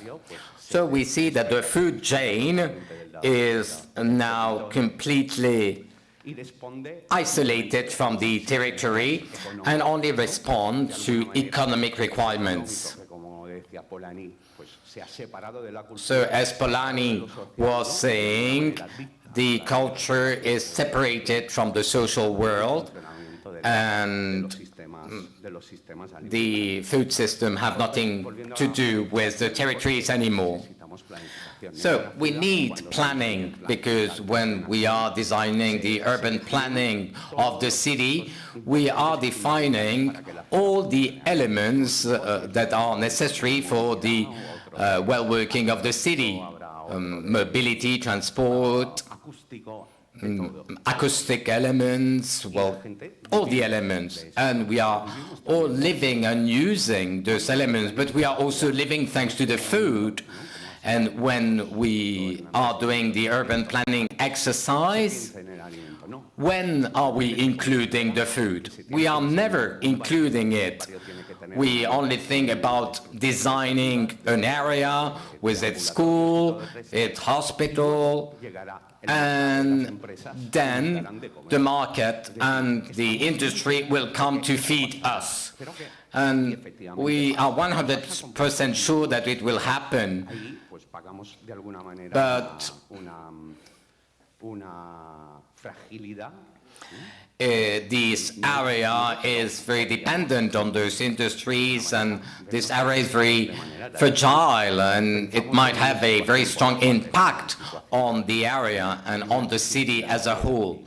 We also have a financial crisis, and in the case of an economic crisis, well, the industries that are feeding this area might have economic problems, and it might be difficult for those stores and supermarkets to go on feeding the area. They might close. So if they close, well, some of the neighbors of that area will not find the food as before. So I think that the food planning should be included in the urban planning from the very beginning. It's an element that we should include, and this is why we would like to bring some solution in order to include the food in the urban, regional, local planning. So we don't want to go back to 1802. I mean, this is not my proposal, but we might rescue some of the elements of those system of urban planning, but also thinking about the future. See, the territorial food systems could be defined as a group of criteria, sustainable criteria that are localized in a regional area and coordinated by a territorial governance. So sustainability is an important word. We want to have quality products that are healthy for the consumers and for the planet, protecting the biodiversity. And we also want those products to have a regional dimension. What is being produced in Valencia should be sold and consumed in our city. But obviously we understand that other products should be imported because our city has not the possibility to produce some products in its own territory. And then we have also the word governance. The governance should be understood as an interactive government from a bureaucratic management from the politicians to a new kind of management between the administration, the institution, the private sector, the industry, and the civil society. These are the three axes that should collaborate to define the planning of policies and food policies in particular. And in Valencia, right now, we are creating the new the new Municipal Food Council, and it's a huge victory. We've been fighting during lots of years in order to create it, and we've been lucky enough to see that the City Hall of Valencia has been supporting this initiative, and it's being created with very interesting and varied stakeholders, universities, organizations, institutions, companies, and the administration. They are all on board. So it's a project that we have launched thanks to the support from different organizations and from the Carasso Foundation that has been supporting us too in this initiative. We also have others like Vets Without Frontiers and other organizations that have supported this new food planning in order to talk around the same table about the new food policies of the new modern era in the city of Valencia.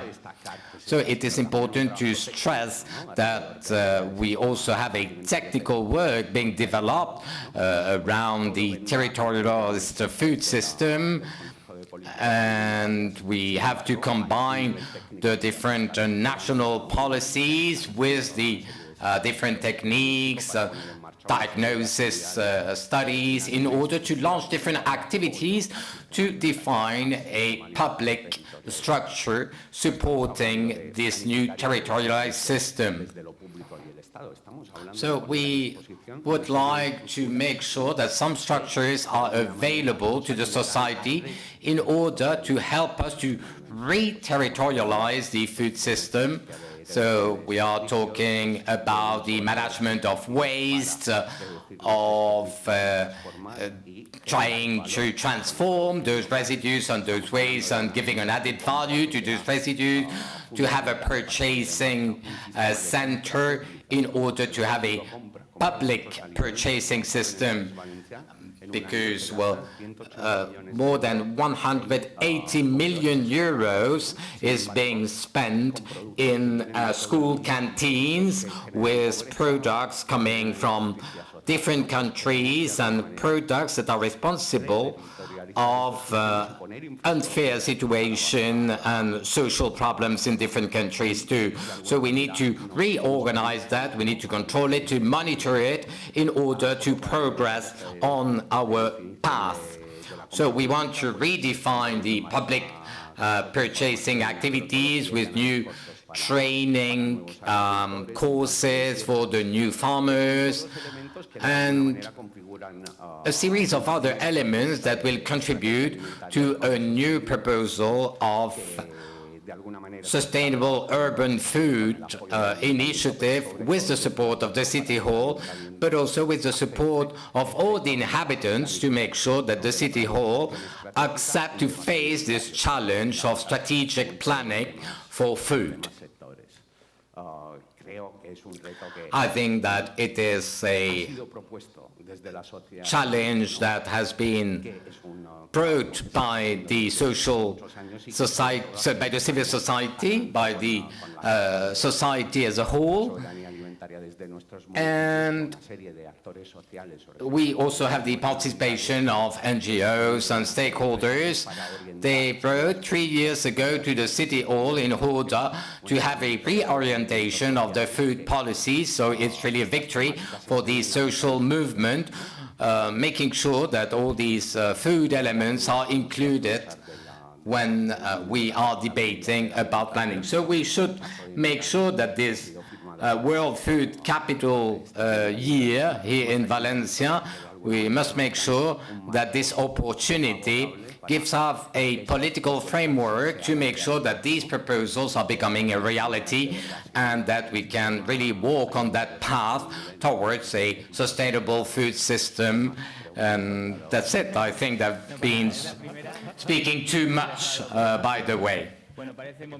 So,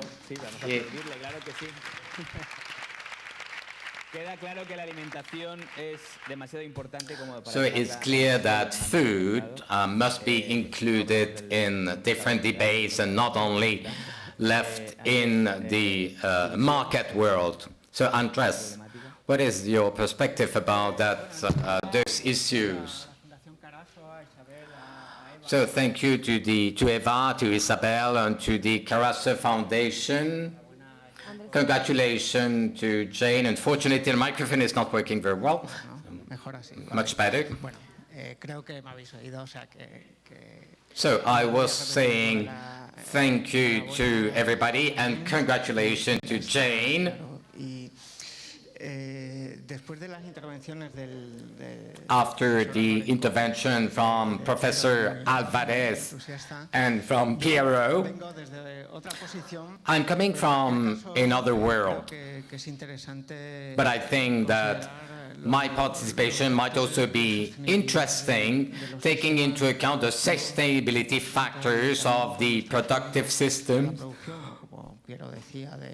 As Piero was saying when he was talking about the traveling food products, we should try to find the benefits for the local producers, for the farmers of the region, because we need to take account the question of genre as a sustainability factor.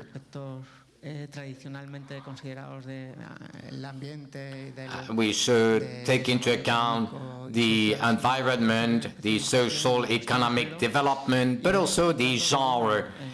And gender is very important, and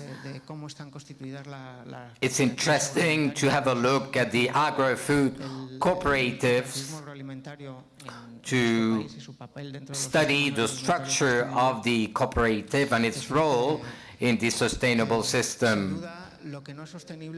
Y así empiezo poniendo el foco en lo que yo considero que no es el aplicar un enfoque top-down. When we are using a top-down approach for the development of the agro-food cooperative, is not sustainable when several administrations are only taking into account some of the aspects, the dimension, the economic size, but they are not taking into account other aspects for the development of those cooperatives, then we don't have a sustainable system. And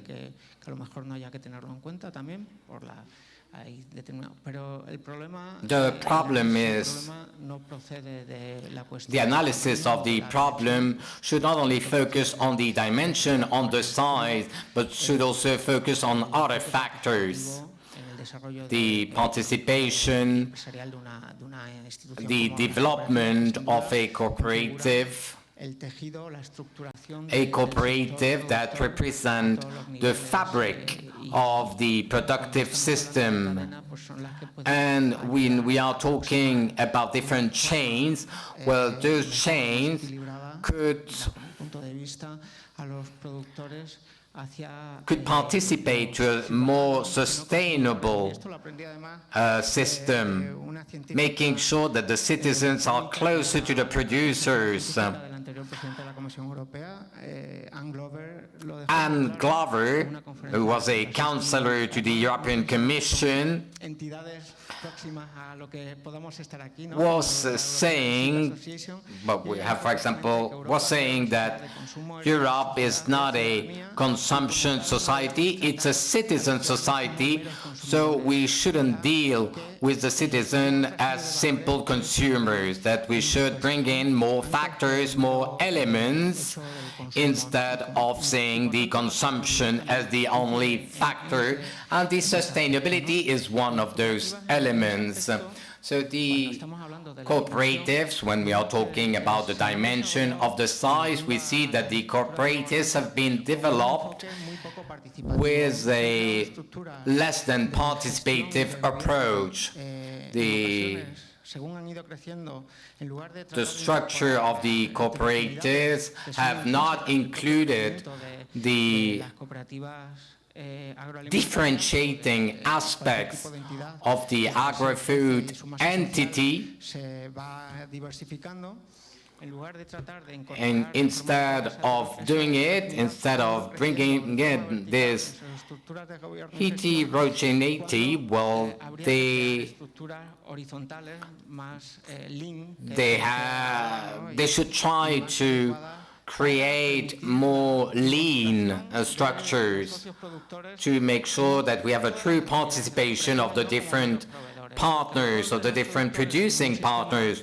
The role of the producers in an agro-food system should be seen not as a simple producers, and others will commercialize the product that are produced by those producers.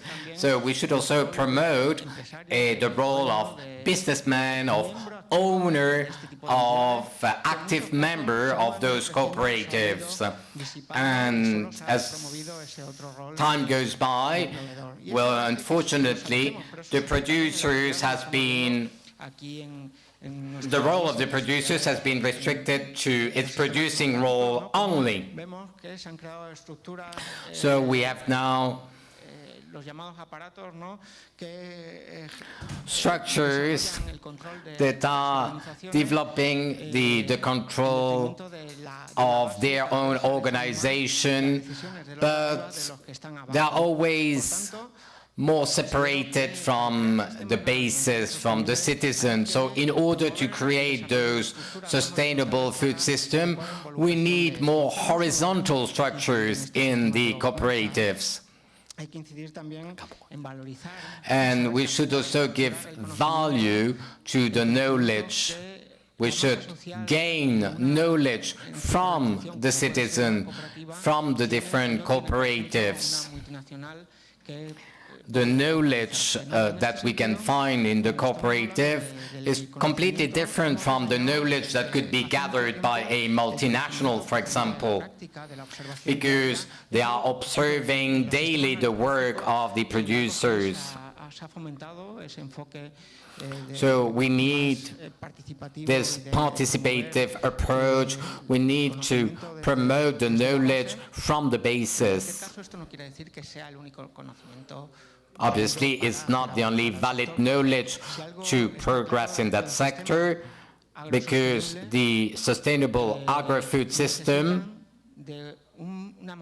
need more qualification, more knowledge in order to be more efficient. If we want to have a sustainable system, the producer should earn its living in order to stay in the environment where he is living. If he's not earning enough money, he will abandon that territory. And we see, for example, how in the region of Extremadura, in the west of Spain, well, the new farmers, the young farmers, are adopting the ecologic production. But we will see how long they can stand that situation, because if it's not profitable, because they don't have the support of the environment, of the structures, they end up abandoning, well, this kind of production. So we must take all these elements into account and give more value to the knowledge, but also give more training courses. Training is important. Jane has been talking about the need to train the society, the citizens, so that they can adopt a new diet, a more balanced diet, combined with the reduction of other factors. But it is clear that if we want to make sure that the sector is traveling towards a more sustainable system, we need to strengthen the education system. And Professor Álvarez Coque has more experience than me on that matter. So we are facing a situation in our country, in Spain, whether we are in Valencia, in the south of Spain, or in Madrid, we are facing a paradoxical situation. 80% of the owners of the agricultural fields and agricultural companies, 80% of these owners have only received training from the practice of their work. They have not received any other kind of training. And if we want to face the challenges of today and of tomorrow for the development of a sustainable agri-food system, we need to improve training. And there is a clear lack of connection between the different education levels. training at the college level, at the vocational training level is very weak, and we have a true disconnection with the universities training, for example. Research is also disconnected. We need to update the research objective. So if we want all the breakthrough reached thanks to research, if we want them to have an impact on the development of sustainable system, well, that knowledge should be included in the curriculum of researchers, and unfortunately it's not the case now. So we should update that situation, and we should improve the system quickly. Because it's not happening in other European countries. That disconnection is not happening in France. They have other mechanisms to reconnect the different stakeholders of the system. Like, for example, the mixed network for the transfer of knowledge connecting the different stakeholders, and it's promoted by the Ministry of Agriculture, or in the Netherlands, with some programs connecting the different stakeholders from the education, from science, from research. And we should work following those trends if we want to build a sustainable system in the long run. And finally, I also wanted to stress on something special. Today, we sometimes despise the technology for the future of the sector, of the productive sectors in general, not only the agro-food sector. So when we are talking about robots and the new technologies. But we should be able to use the opportunities offered by the new technologies in order to make sure that the sector is progressing towards a more sustainable model. And new technologies, we have seen it, are being used by the producers. Most of the producers are using smartphones and have the capacity to be connected with the citizens, with the final users, and they try to get some information from the citizen to implement them in their production. But when we are talking about the size of the organization, coming back to my topic about the cooperative size, the use of new technologies and IT technology will allow us to integrate more elements, and it will be easier to change the dimension of the cooperative. New technologies will allow us to create new management systems and more connection between the members of the cooperatives. And I think that it will allow us to develop territorialized system, interconnected system with other territories that will learn from each other and for the benefit of the sector as a whole. Thank you very much. Gracias, Andrés. Los ciudadanos y ciudadanas ya no... Thank you, Andrés. Citizens don't want to be consumers, and farmers don't want to be just producers, supplier. Inés Jordana, you have the floor. Do I need the mic? Do I have the mic? Yes, I have. Good morning, everyone. I'm the fourth, so I really feel like to give answers to all the things that I am listening to. I had one intervention, but could you please repeat the questions so I can focus? Two of them. On the one hand, what are sustainable food systems? And from your point of view, is territorialization of those systems a solution for the challenges we are facing today? Well, we are trying to see, we have different points of view, because we come from different places. Because when we talk about food production, then we should have overcome this sectorial vision point of view. Well, but we should have a holistic point of view. For me, a sustainable food system cannot be based in the idea of we might be 10 billion people in the future. So the thing is, we are going to need more products. When I read in the award of the Foundation Carasso that we have to feed 10 billion people and we have to take care of our environment, and then we will have to intensify activity. Well, I thought it was agrarian activity and sustainable systems, which is what we are trying to find as the best solution. But reality is that we are producing a 60% more food than the planet needs.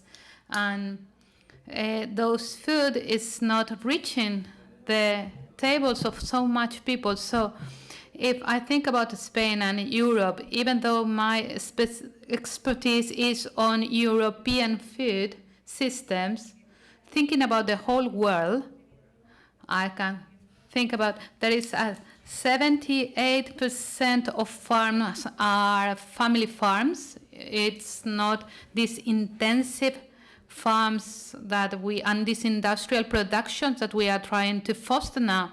But we have to do this. We have to produce food for everyone, but we have to respect biodiversity about species, varieties, and we don't want to give all the power to this mega corporation. And then it is so difficult for people who are trying to have small local initiatives. So in order to make this initiative viable, we have to work together. And in this sense, FAO and the United Nations committees have been working for the 4 years in the year of family farming, and they have been having non-binding declarations, but that we can use in order to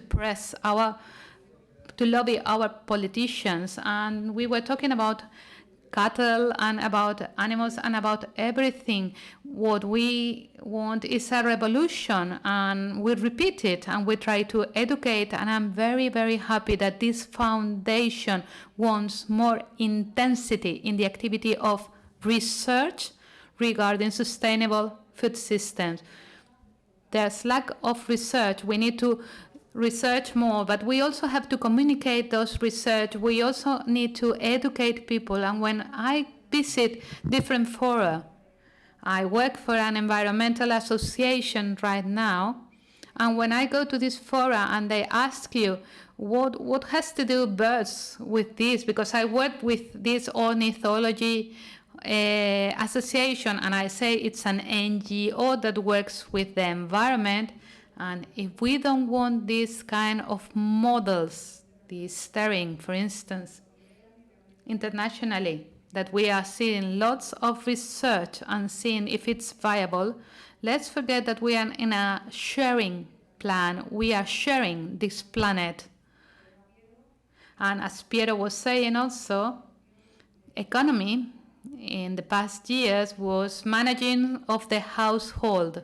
But nowadays, we are managing, I don't know what households we are talking about. We should be talking about the planet. So there is not a correspondence with the power and the decision makers and all those resources we are losing, fresh water, CO2 gas emissions, all these resources they are using to produce food that nobody is using. This is not efficient.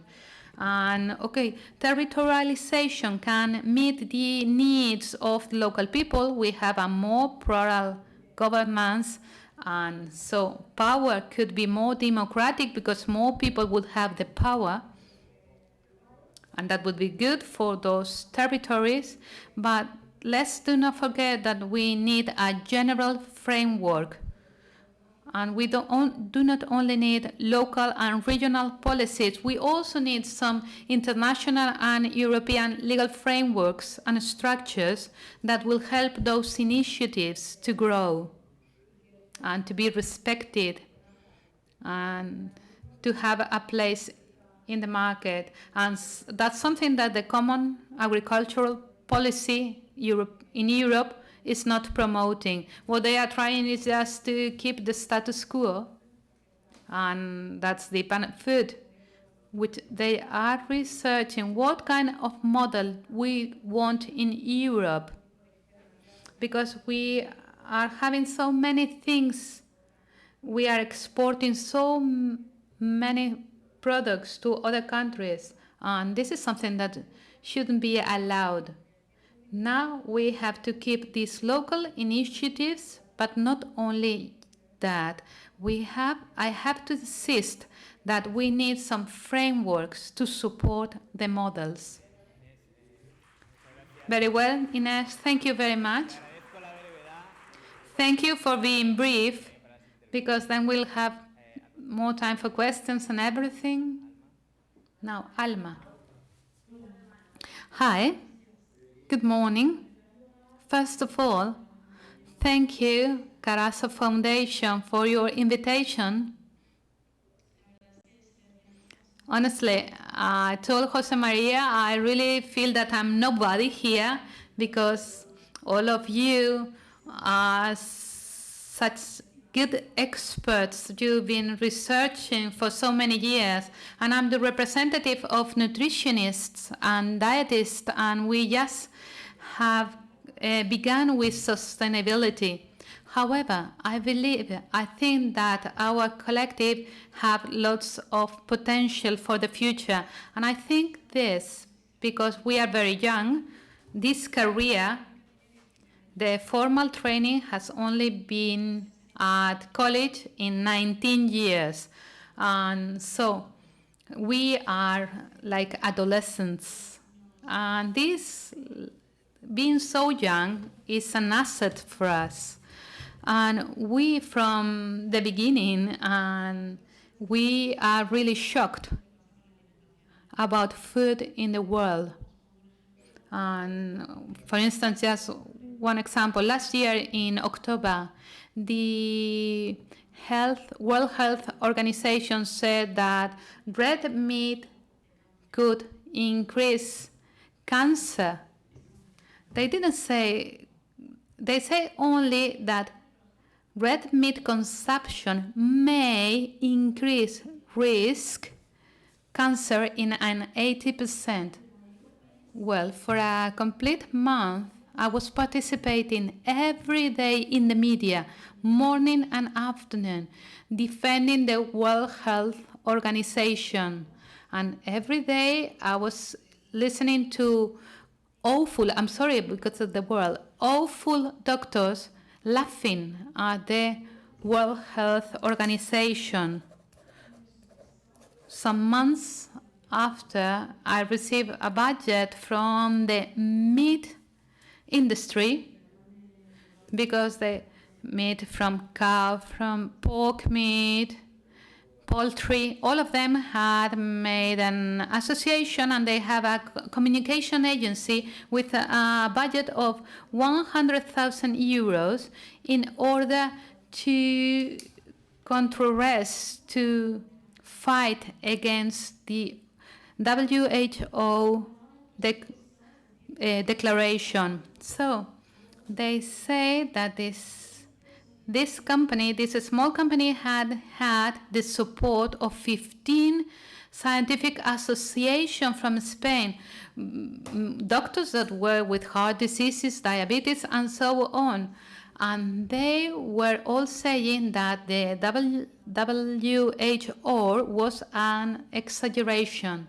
The only organization that really supported the World Health Organization were we, the dietists and nutritionists. And also that we have to admit that the headlines were not very good and accurate, but the scientific data by the WHO were all very accurate, and we really support that people should not eat red meat. And this pyramid, this food pyramid that you find, it belongs to the doctors. We didn't do it. We have never done it. Of course, I'm completely supporting doctors, but I'm against doctors who try to be a nutritionist and they are not doing a good job of it. So this pyramid is financed by the industry.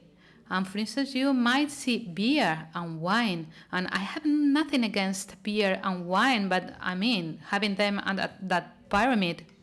But when you try to have when we have some studies that say that drinking beer is good for your health, they are using beer without any alcohol. And for instance, we were talking before that we were not eating some products we have been fermented, and this is not good for our diet. Anyway, I wanted to give you an example, because those figures, when we talk about 2 billion people in the world with obesity and overweight, more than 700 million starving. So these figures are so huge that I cannot handle them. But if I divide them into a household, for instance, I can imagine that I am a mother with 4 children. 2 of them will be overweight, 1 will be obese, and 1 will be starving. And well, the reason is so complex. But for instance, I have those 4 children. 1 is starving, 1 has obesity, 2 overweight. My savings are being spent in the kid who is obese. Sorry about the obese word. Because this obese kid has diabetes, high blood pressure, and everything. My husband is at risk of a heart attack because he's also overweight. So he's not working half of the time because he's not feeling well. Other half of the days we are at the doctor's because he needs some medication. And I might be the one supporting my family. And I have an orchard, and I have vegetable garden, and then I have some cattle, and I feed my cattle with the produce of my orchard. So what I try to do with these big figures is to reduce them to the family sphere. If they would tell me, give us only one piece of advice, that would be switch off your TV while you are eating. Just that for you and your children. There was an article this week on a very prestigious magazine, journal, Lancet, and they say that every year children receive 75,000 ads about unhealthy food on TV. Every day, our children see 25 ads about unhealthy food. 83% of the food which is advertised for children is not healthy. Not so much for adults. For instance, when I try to give my son a yogurt, my son tells me, yogurt is for you, because in yogurt's ads, we find always women. For instance, those little chocolate bars and everything would have the support of some societies, medical societies, that are supporting these products. These products are 83% of the advertisement for children. Well, it's been a long time it's not so much time since we began, but we knew that we have to support sustainable food, because even though they say there's not scientific proof that this is more healthy, but we said it is more healthy for the planet, so we are going to support that kind of food. But we know now that they do have 40 or 50% more antioxidants, which are good to prevent cancer. Or, for instance, animals from organic cattle or or which are raised in a more organic way are better for our heart. And now we have scientific proof. And we have seen that people that eat local food, they had better defense. Why? Because the plants that grow locally have the defenses that my body needs in this place. So this is a scientific concept that is helping us and making us telling people not only eat less sugar, eat less fat, eat less salt, also eat sustainable food. Because there's also something which is quite important and worrisome now. People don't know when to buy food. So you are all talking about waste, but the thing is, we don't know how much food to buy. For instance, I might know that I know only 100 grams of meat per day. So what I do is I don't buy 300. I will go to the shop and buy 300 grams of meat. At home, we are used to a small piece of meat in a big dish. But I go to a restaurant and I see those big pieces of meat. So my first job when I was 20-something, it was at a restaurant, at a catering company that was feeding 10,000 children. And I'm talking about 2004, so many years ago. But I discovered that, for instance, on Friday, the cook, the buying person, the marketing, and the people who was at the door was sitting there and they were creating the menu. Though these people was not trained at all, and they would send the menu to school canteens, to 100 school canteens, and they would find, this was done on Friday, and on Monday you would find those faxes with changes. And so we had very different menus. So I told my boss, I know you don't want to have a nutritionist here, but you need me for good image. So you please let me visit those schools, those 100 schools. So I went and visited, and then the directors began to tell me, why are you changing the menu? Because, for instance, the director was having lunch on Wednesday and he wanted to buy paella, and other one said he didn't like beans, so beans were out of the menu. So next month, all the faxes came back, all the menus came back saying, okay. So that man, who was my boss, told me, I'm going to be very rich. If you create months for 3 months, and I know that nobody is going to change them, so I can talk with the fish supplier, for instance. And I was telling him, whenever you, for instance, if you are serving red meat, it's 100 grams. If it's chicken, we need 150 grams. So this man was talking with their providers, the suppliers, and explaining specifically the amounts they need. So I remember that the cooks would cut the meat and would take some to their houses, but now they are not doing this any longer.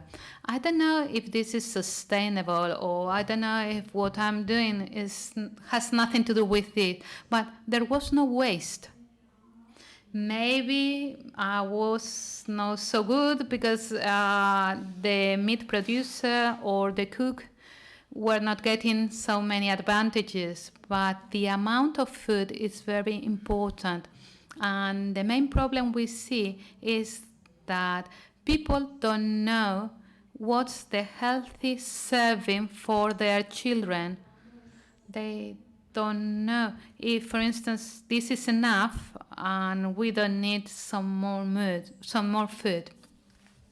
So we are aware of all this, and I want to work in this line, and I'm very glad to be here today because from the nutrition point of view, we would like to support your initiatives. We love local food. We don't really like the huge supermarkets in which fresh produce are disappearing. We are aware that we need to eat seasonal produce, local produce, we really focus on water. We are saying that producing a liter of bottled water means 35 liters of water coming from your tap. So we have to think about all these numbers. So I want to congratulate this morning's catering. It was very interesting. It was a different coffee break for me. But for instance, do you know that natural juice, even if you do it at home, it's no more than 125 milliliters. If you drink more than that, you can become obese. Natural juice is okay when I just use 1 or 2 oranges for my juice, not 5. So I would love that we nutritionists can be part of your projects, and I would love to cooperate with you and the foundation and everything. Thank you so much. Thank you. Thank you, Alma. And now, Jane, congratulations again for your award. We are looking forward to listening to you. I will be brief because I know I've spoken already, and it's also a challenge to follow this panel. Congratulations to everyone for your contributions and to the organizers for organizing such an interesting group of people. So the question we were asked was, to what extent is the territorial system the solution, and what is sustainable food? And I think in some ways it's obvious the territorial system is an important component. And one of the groups that we're working with, Nazir, the farmer that you saw in the video, is very much around protecting a piece of agricultural land that's on the edge of the city of Cape Town that's under constant development pressure. And it's fascinating to see how this plays out, because often the political authorities say, yes, sustainable food is important, but we have 100,000 people without houses. And so how do you weigh up the value of land for agriculture versus the land for housing, particularly when people are going to protest about not having land and maybe not protest about not having food? And so this is a constant challenge. And so it's been fascinating watching Nazir and how he's mobilized and how he's made this an important issue. So when he started, people were not interested in sustainable food really in South Africa. It wasn't a driving agenda. So he realized what people cared about, the middle classes cared about biodiversity, the middle classes cared about birds, in fact. So he started organizing birding tours so people could go and see this area and see the bird life, and then make them come into protecting the land sort of by a back door. Mm-hmm. Recently he's realized that the religious organizations, the mosques and the churches, are starting to take environmental stewardship as an important thing. Mm-hmm. So now every week Nazir is either at a mosque on a Saturday or at a church on a Sunday. He says he's the only Muslim in town who has his own pastor, because he's developing these kinds of networks to try and protect. And so his argument is rooted in protecting agricultural land for sustainable food systems. But in order to make that happen, he has to play this delicate political game and pull in all these different actors who are not really food people, but have interest in protecting the land for other reasons. So I think it's an inherently political issue that we're looking at, and we have to be wise to some of the challenges as to why it might not work. The second thing I want to point out is that we tend to create a world of binaries in which local is small and local is good, and distant is bad, right? And I think we need to be careful about that, because when we've been working in Kenya, we've looked at where the traders are getting their food from. And so the egg traders, and eggs are an important food commodity, yes, the small-scale traders are buying from small-scale producers. But those small-scale producers in Kenya are not the suppliers. The eggs in the city of Kisumu are coming from Uganda, from small-scale producers in Uganda. And so we need to understand those dynamics about why that's viable. And it turns out that the Ugandan government is subsidizing the cost of chicken feed, which makes the eggs much, much cheaper. So if we're talking about protecting and venerating a local food system, we've got to understand what's driving the system as it is. And I think, be careful about this kind of binary of good and bad that we like to create. I think the other challenge is about when we talk about the territorial food system, we often get stuck on just looking and analyzing at one spatial scale. And I think this is a dangerous thing. So with my students, there's a video that we often watch where it's an experiment, and the person who's watching the video has to count how many times a ball is thrown between people dressed in white. Okay? Does anybody know this one? And somewhere in the middle of the video, a man dressed as a gorilla runs across the screen.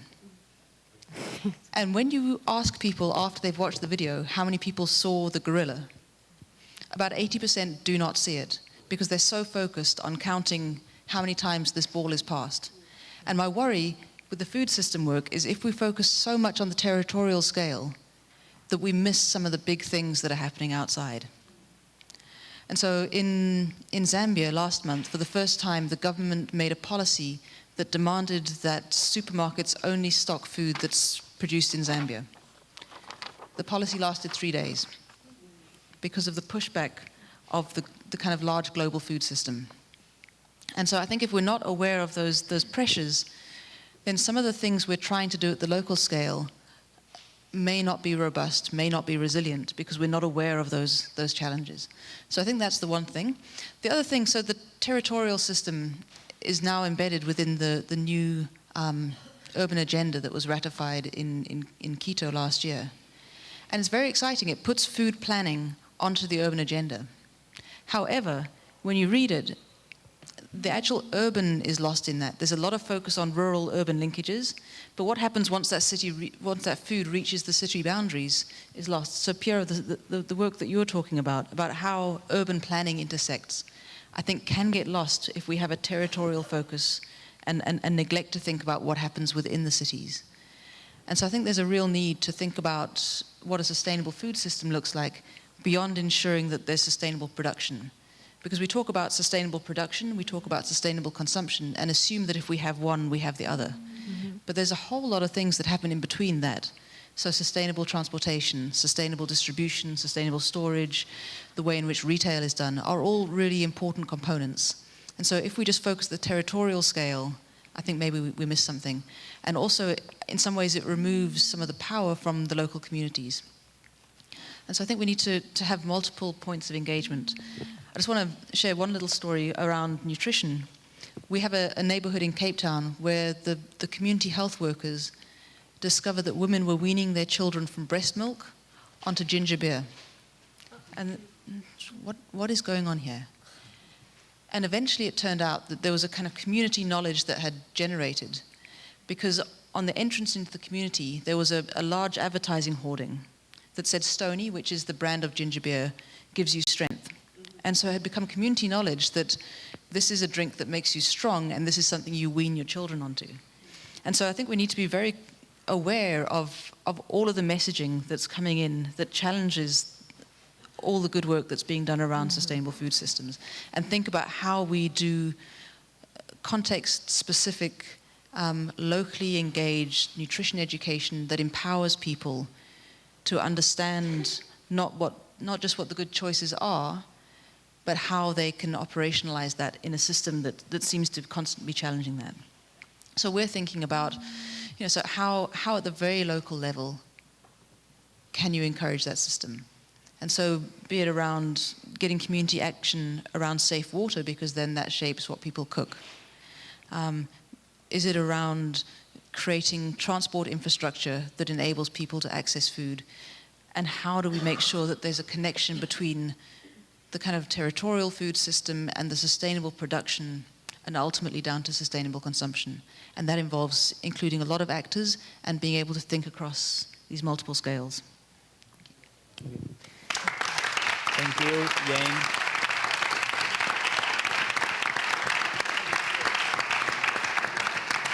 Bueno, muchas gracias a todos los Thank you all the panelists. Thank you for your interventions. Now we'll have the first row and we'll have the audience interventions. Danny, do you want to talk, to say something?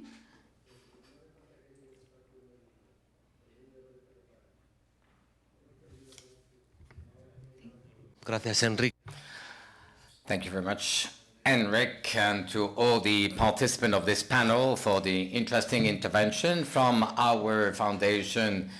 Entre tantos, we would like to congratulate the laureate and the Foundation Daniel Carasso for their support for our project in Valladolid, for the construction of the national network from our city, and thanks to them, well, the project is really doing well. So many things have been said, and they were very interesting, so it's very difficult to comment on them. So Jane has been saying all the words that I wanted to say, so I have not a lot to say. So again, thank you very much for your participation of what you've been saying.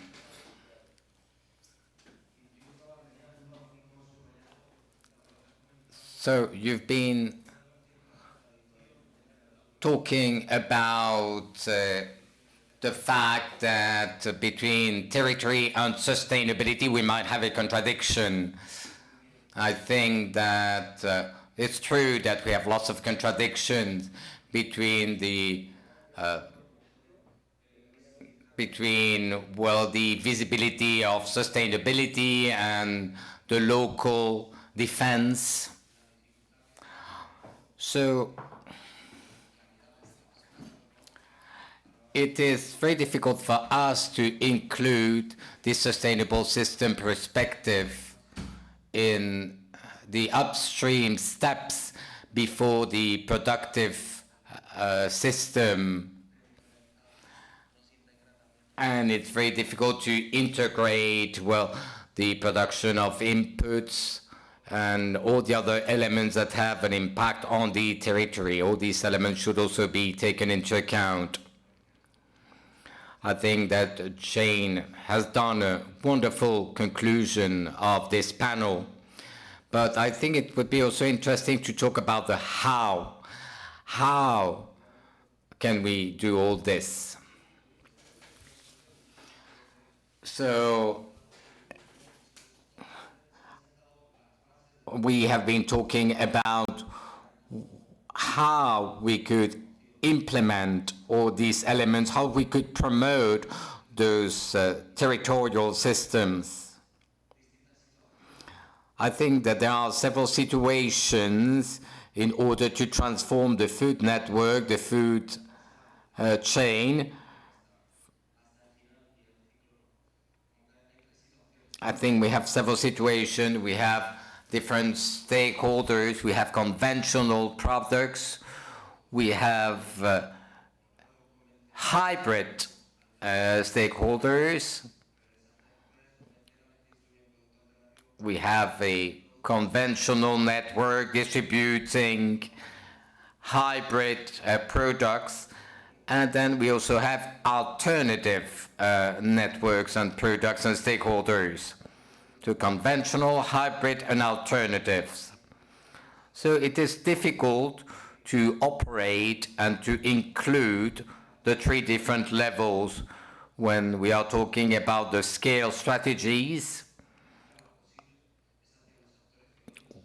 Well, we are not including the three kind of stakeholders. We are not including the alternative stakeholders. So how can we do that?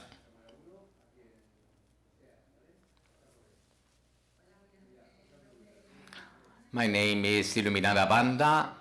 I'm coming from Andalusia, from a women association. My question is linked to our sector, the equality of gender. So you've been talking about gender, and we should link it to food. We should think about the sustainability of the food system, but taking into account the feminist movement to understand how we are creating this new system taking into account the gender diversity. And to see if we are reproducing gender mistakes with this new way of understanding food. So we should understand the new social impact. So my question is the following. So I would like to know if you are planning to include gender for the new sustainable food system, and if you have found new gender mistakes or in your research, and what are the useful tools? What are the useful tools that we can use to include the gender perspective in those new systems? If we still need to deal with that aspect, with the gender equality, what do we need in order to include it?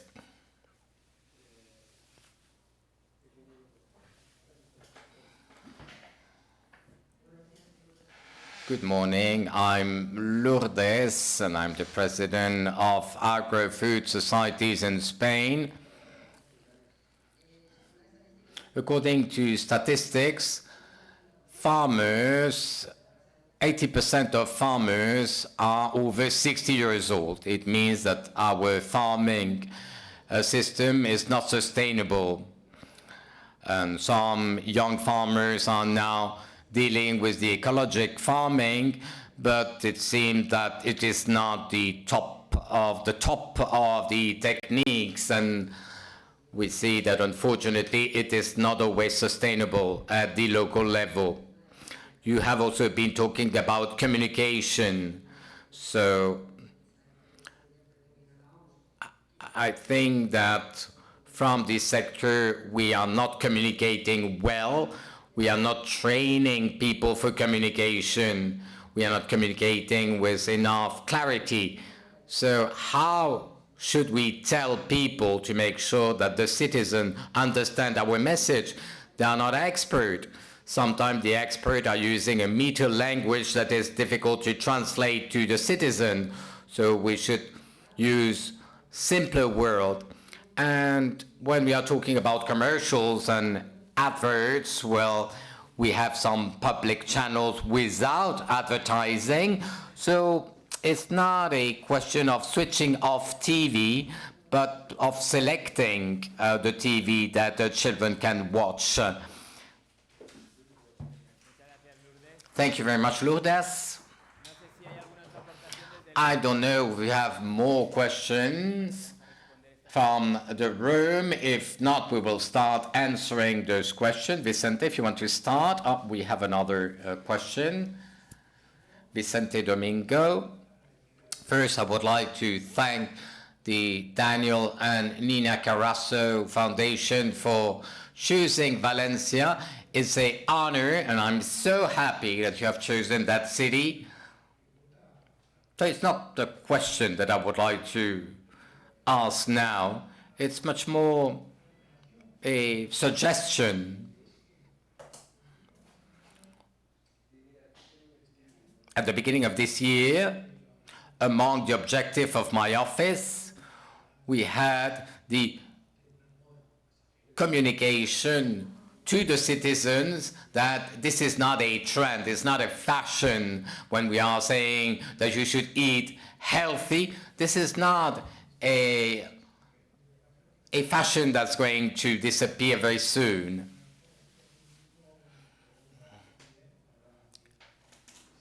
It's not only a love is in the air, it's something much deeper. It's a climate, it's a new environment.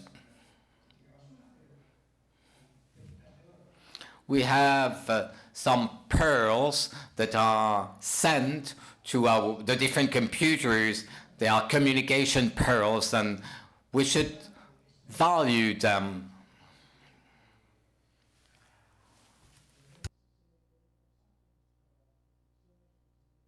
So I think that some of our decisions and opinions are reaching the citizens. And we, from our offices, we also have been communicating with the FAO, and I think it's important to go on communicating, to connect with the organization and to connect with the citizen, to connect the preoccupation from the United Nations with the citizens in Spain.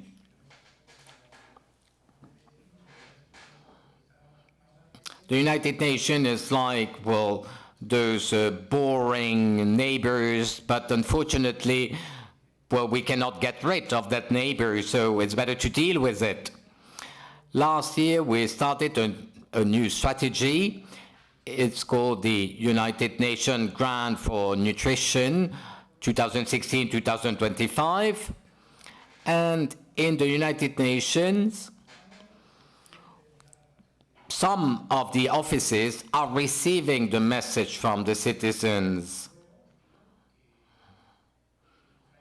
So I hope that one day you will be able to communicate to the United Nations, to WHO, to the High Commissioner of Human Rights in Geneva, to UNICEF, because they exist and we should contact them. They have the mission to orientate their policies taking into account nutrition and food.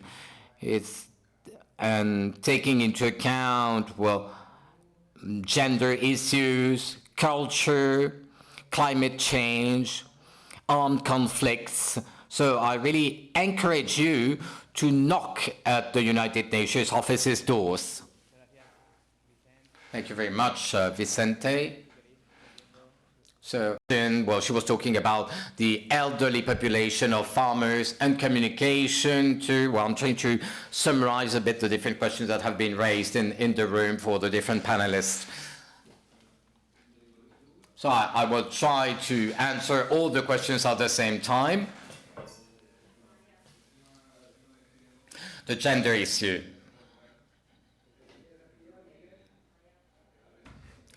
I think that we have to impose the gender issue. The agricultural cooperatives, for example, we don't have lots of women directing, managing the cooperatives.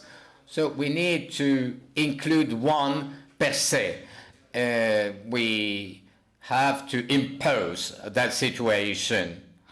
We shouldn't wait for the will of a woman to direct a cooperative. We should impose it. We should decide that a woman should manage it. Now talking about the rural sector,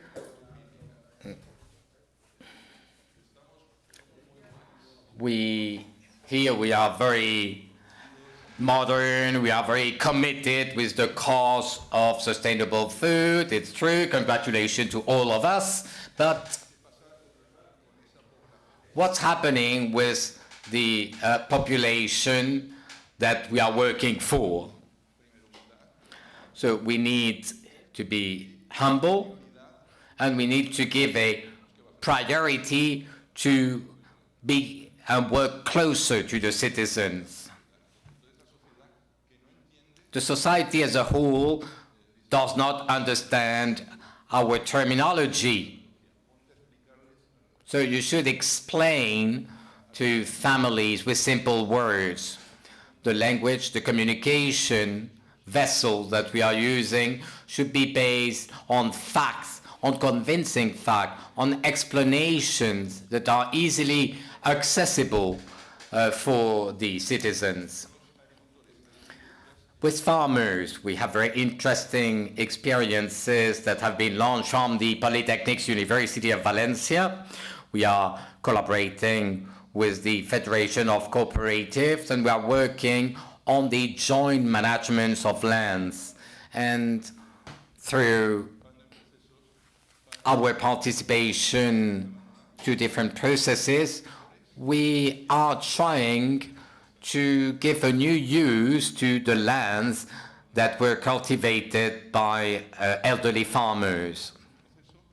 So it's a process that might include some opportunities for young farmers with this joint decision system, changing the definition of the scale.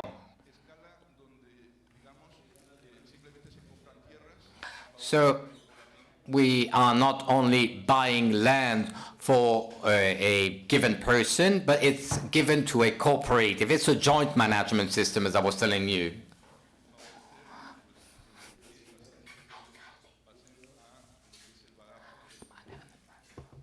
So we should also base our communication on knowledge. But we should simplify the knowledge and the message. It is the Nobel Prize syndrome. I think that we should simplify the message, and they are always talking about the social consequences of the new technology, and they are criticizing this inclusion of new technologies in the society.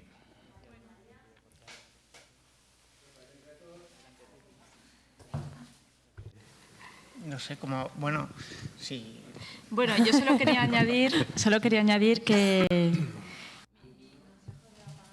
So when I was asking you to switch off TV, it was simply to make sure that our food was more human, healthier, without following TV trends and fashions.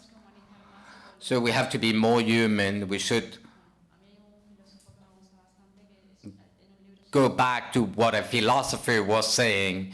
He was talking about the three horizontals of the human being on which our mankind is based. So it's the bed, where we are loving each other, the table, where we feed each other and where we are socializing and sharing and we are inviting and welcoming, is the socialization of mankind, and the tomb. It's where we are going back to the earth. So these are the three horizontal levels. And I think that food is not only take those omega-3 pills, we are something more. And if we are harming nature, we are harming ourselves. If we are now allergic to 14 substances, it's because we have created those 14 substances. So most of the problems that we are experiencing have been created by man. So we should think about that. And if we are able to convince, well, the household, the mom or the dad, to go to the central market here in Valencia instead of going to the supermarket, we will gain a lot. Maybe one day we will have our little garden at home and it will be much better, but I think we should have a much more thoughtful food, and it should be much more balanced, and we should eat less than what we are usually eating. Sharing the opinion of Professor Alvarez, I think it is important to translate all these messages for the cooperative that are already existing in this country.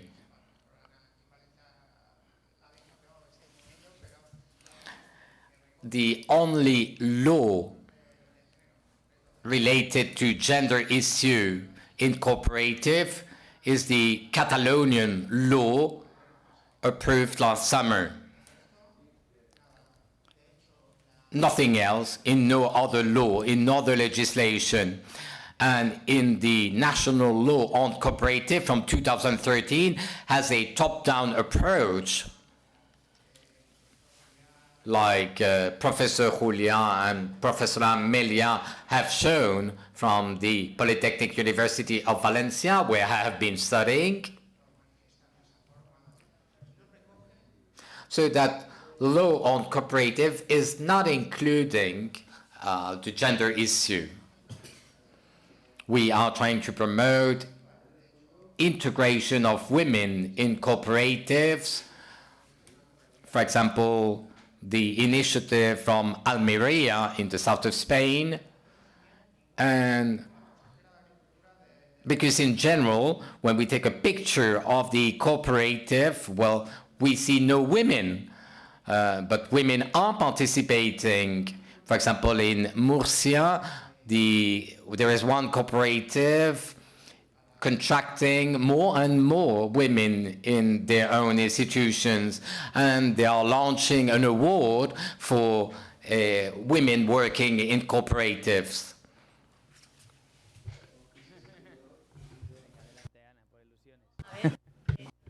So, may I answer? Sorry.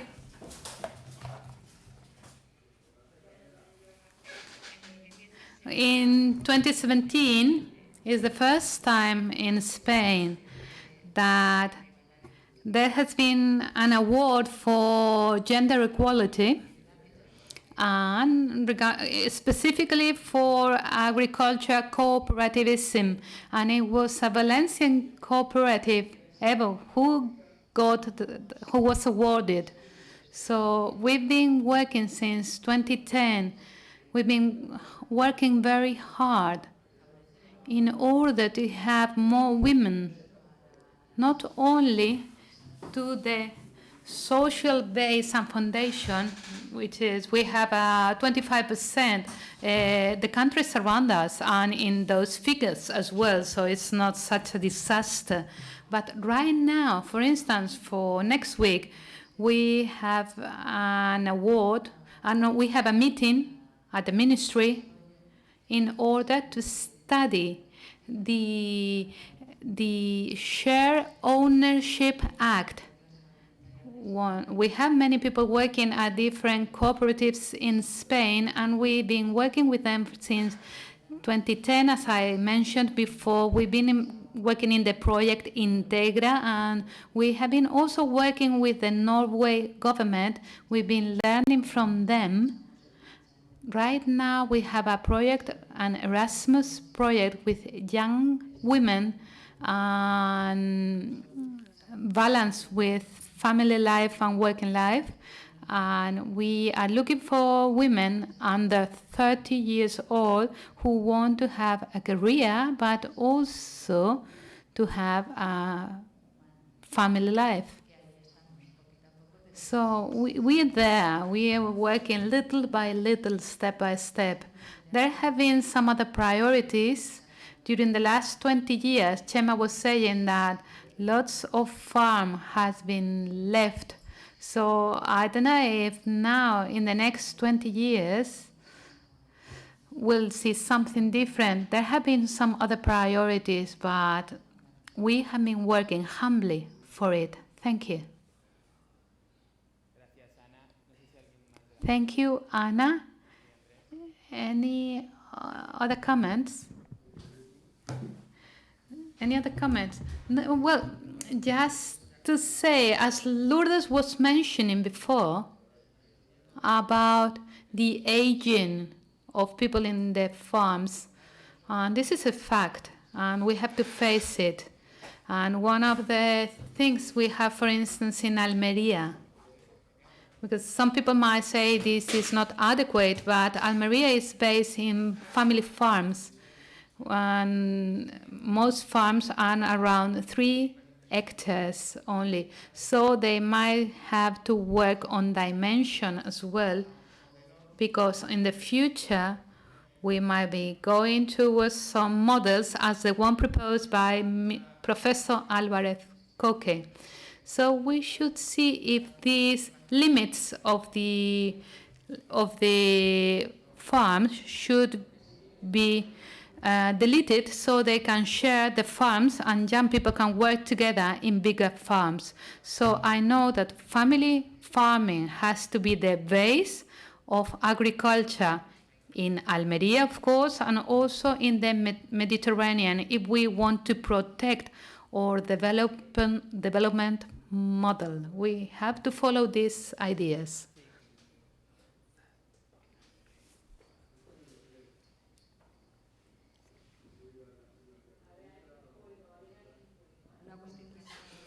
One thing that I listen quite often, which I think it's important, because when we talk about the gender issue, we talk about shared ownership.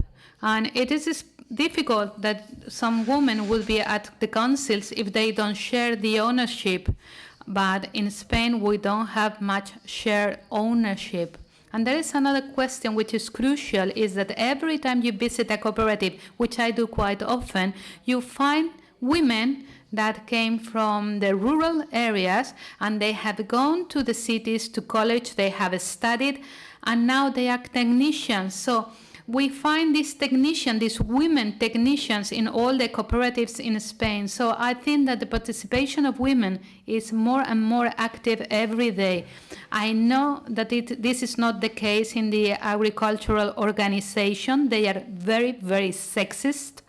And I think that we would need those women's opinion, because when we know that some men are also taking care of households, but in the 98% of cases, women are the ones buying food. So it would be easier for us to talk to them.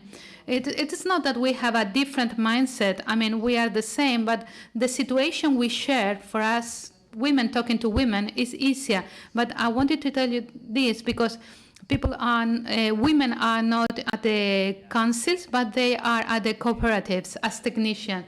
Yes, of course, you're absolutely right, and I absolutely agree with you. And we should have gender equality laws everywhere.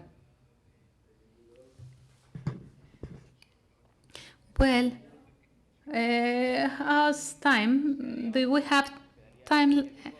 Is there any time left? Well, there are 4 questions, 2 questions for Andrés and 2 questions for the panel. Well, talking about the different scales, as Danny was mentioned, yeah, I think that agroecology has literally have advanced a lot, and it's a relationship between many people. I mean, social movements and more people. It's day after day, it's more complex. I don't think that the idea is to fight against the big corporations because how we can reach them. I think that it is more to go towards a model, towards an organization, self-organization, to organize the little things we have at hand, not trying to control the big areas of production. Something like, for instance, internet or an electric network that works with the suppliers of many houses with solar roof. I think that that should be the way for us. To try to be more complex, to try to be bigger, to have stronger networks for production, for consumers, and also to offer some different solutions, different alternatives. Maybe they are not so profitable, but at least they have to be viable, socially viable, culturally viable, and environmentally viable. Regarding gender, I think that it is very important to have positive discrimination and other measures and ideas, but this is a cultural challenge. We are not just talking about some mechanisms that can help to this issue, but I think that we have to make a cultural shift because, for instance, ecofeminism and that kind of things. I think that the core issue here is not only men, but I think that the economy and the role it plays on people's relationships. So the thing would be to go from a paradigm in which economy is the most important thing to a paradigm in which life would be the most important thing. And that would be the way of working from the point of view of life itself. And well, you know, about so many other things that we have said, we have a sexist organization in our society, from production, in which women work and produce, and also they are having children, and they might be at home and helping their families, their children, their husband, and everything. Well, all this should be very clear. So we would need to have a cultural shift. May I say something, please? Only a couple of minutes. Is the mic working?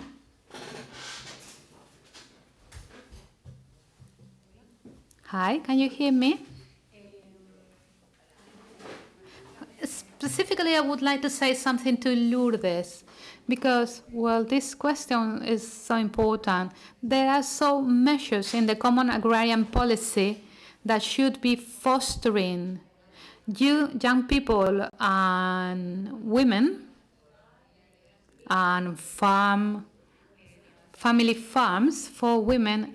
They are not working. We have been reviewing all the field programs and rural development programs, and I have to complain because the government is not doing this right. They got lots of funding, but from civil society we can access that, because the selection criteria for these funds are not easily complied. And we don't have so many rural development smart programs. And when we ask the ministry and other regions that they should review these criteria, usually they tell us these are the proceedings and no one is paying attention to what we tell them. So what we try to promote, that the governance in this country should be improved. So what we are trying to do is to create networks. We have the network for cattle. And then we've been working a lot from environmental associations, that we have to share our knowledge.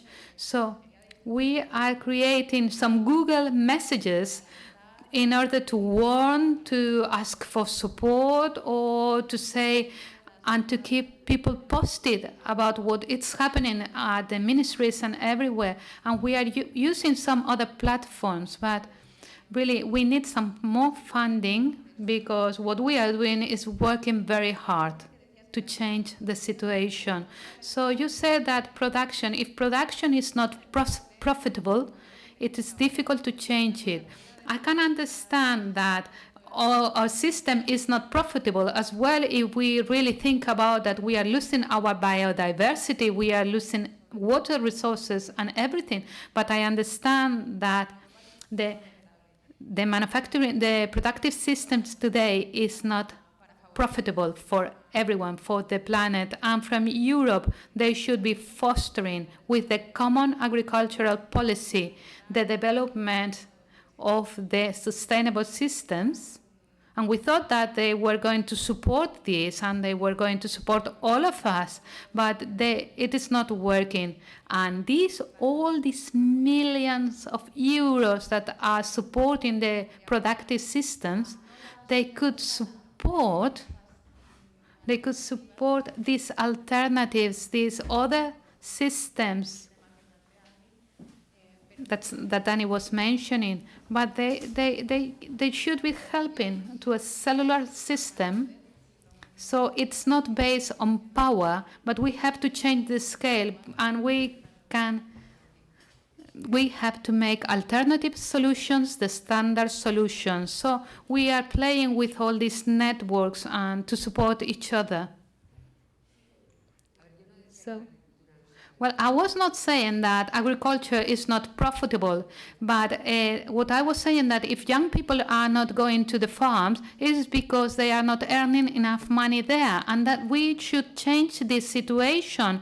The agriculture should be profitable, and I agree with you that all the funding that they are giving are not being very useful.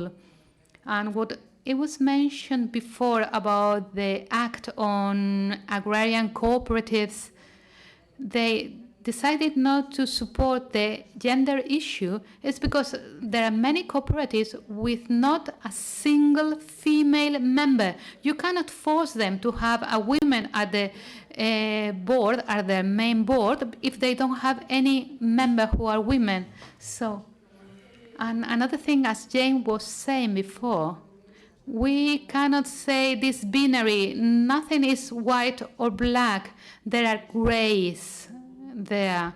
So from my humble position of a journalist, I would ask you, please do explain everything better. Tell things in a language that everyone can understand, because if not, we are guilty because we tell things in a different way, and we will appreciate very much if you are very clear in your messages. When I was talking about profitability, I was talking about that young people have to earn enough money. When we talk, for instance, about olive trees in Andalusia, for instance, we need those olive trees in Andalusia because it would be a desert, Andalusia, if we wouldn't have these olive trees. But we have to say everything. Well, Jane is going to speak now. Jane, you have the floor. Back on 2 points about gender. I know we've talked gender a lot, but I think it's important. The first one is just an example from where we are. We see in community gardens, it's largely older women who are involved in the community gardens. However, as soon as it becomes something that's not self-sufficient and something that becomes for profit, suddenly it's young men. And so we need to understand those power dynamics about why it is when something becomes a livelihood and then beyond a livelihood that suddenly the women are no longer welcome and the young men are able to assert themselves. So there's that question of power. But the second point is more a question about, we've been looking a little bit about breastfeeding and infant formula and the role of women as the providers. And if you look at how advertising, or not even advertising, the language that's on infant formula containers, there's been a shift, and there's this kind of tying into these notions of, as a good mother, you need to provide your child with these nutrition elements, and these are what are on the label, and this is what it does. And so what we've seen in South Africa and in the developing world more generally has been the demise of breastfeeding and this dependence on infant formula. And that's a real gender issue, I think. And so what's happened in South Africa is there's been a push to re-promote breastfeeding as something that is nutritionally sensible, but is also promoted for a number of other reasons. And so we are now no longer allowed to place pictures of people onto infant formula bottles. We're no longer allowed to provide it at reduced costs in shops. So a shop cannot have a sale that includes infant formula. The result has been not an increase in breastfeeding, but increased theft of infant formula. So infant formula now has security tags on it. It is the most stolen item from supermarkets. The reason why is because the system is not in place to enable women to have an alternative. Okay, so in South Africa, you have a 4-month maternity leave. At the end of that 4 months, you must go back to work. But people have 2-hour-long commutes, so going back home to breastfeed or to express milk is not possible. There's no storage facilities at work. So the Western Cape provincial government is now rolling out a promotion of breastfeeding policy that involves trying to set up sites that they're working on farms first, because there's a lot of farm labor that are women, to have sites where women can express breast milk and store it safely, so to continue being able to do that. And so I think we need to think about how these things are a systemic issue and how gender dynamics of employment play into food choice. So I mean, just in our department at work, just last week we decided to have gender neutral toilets as a kind of gender equity thing. And someone said, well, that's fine, but actually the most gender equity thing you can do is actually convert one of those toilets into an exclusive breastfeeding site. And that's going to promote inclusion in the workforce, and also have a nutritional element. So I think it's beyond thinking about who's employed on farms or who has, I think we need to have a much more holistic understanding of how gender impacts upon people's choices in the food system. Okay, thank you very much, Jane. Creo que es una aportación interesante para... I think that it's a very interesting intervention to close the debate. The questions from the audience will be answered by YouTube, by the organization. Thank you once again to all the panelists and to you for your attention. Now we'll go into the closing ceremony.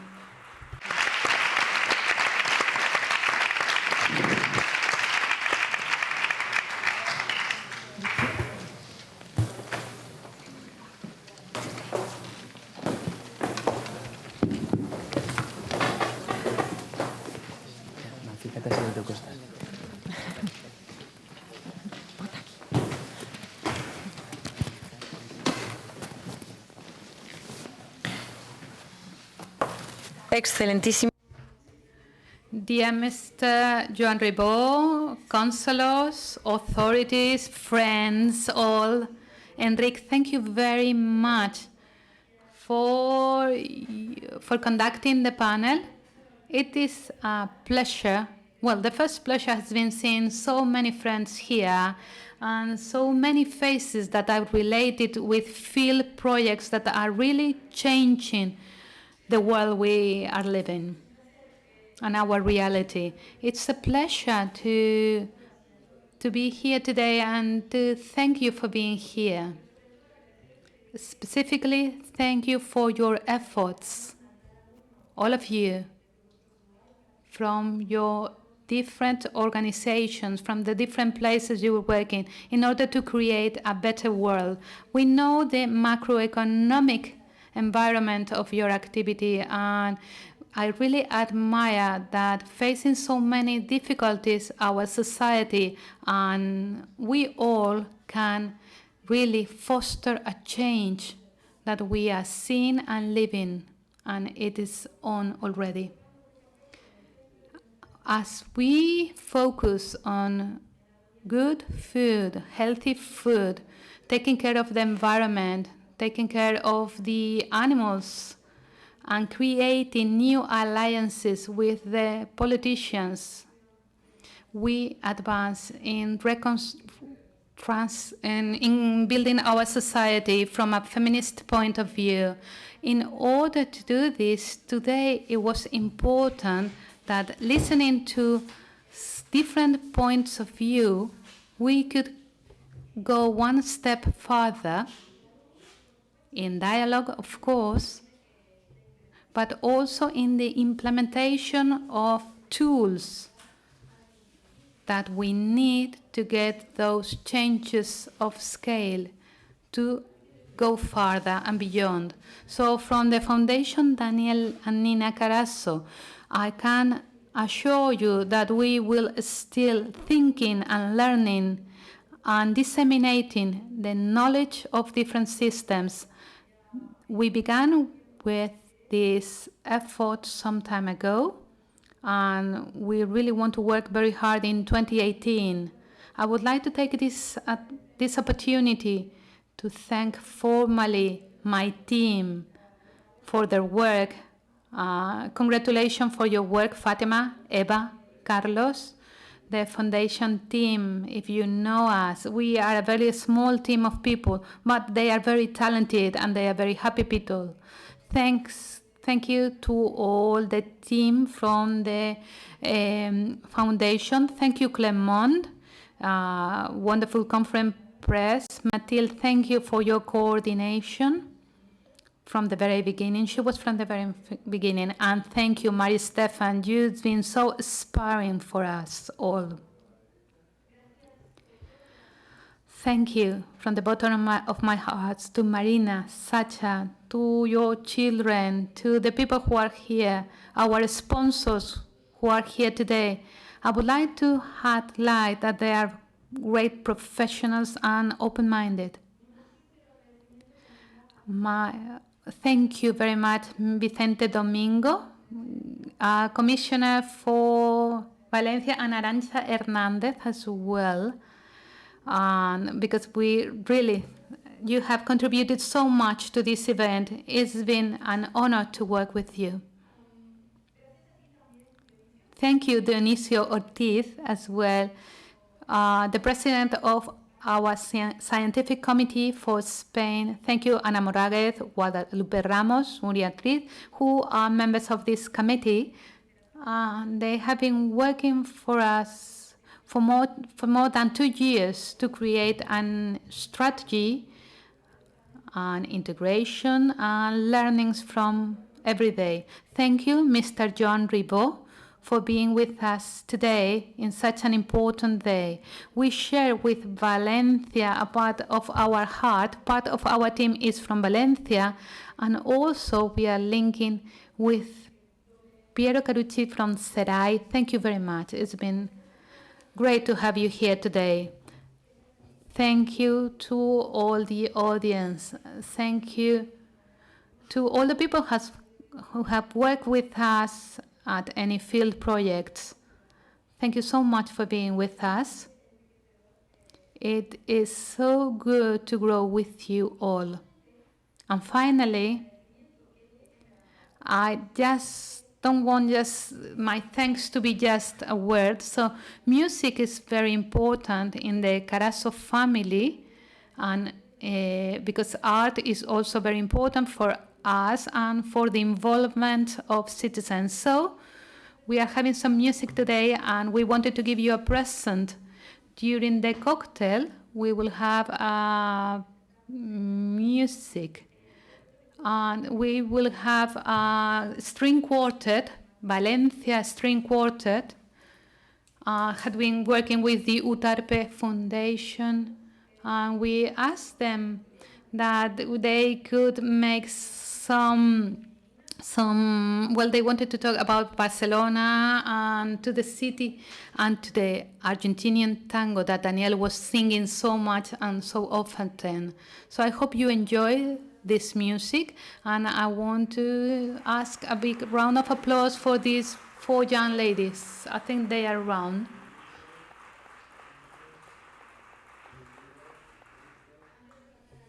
So before the cocktail, Mr. Joan Ribó, Mayor of the City of Valencia, one of the main persons who have got the Horta in Valencia, has recovered it. Thank you, Mr. Ribó, you have the floor.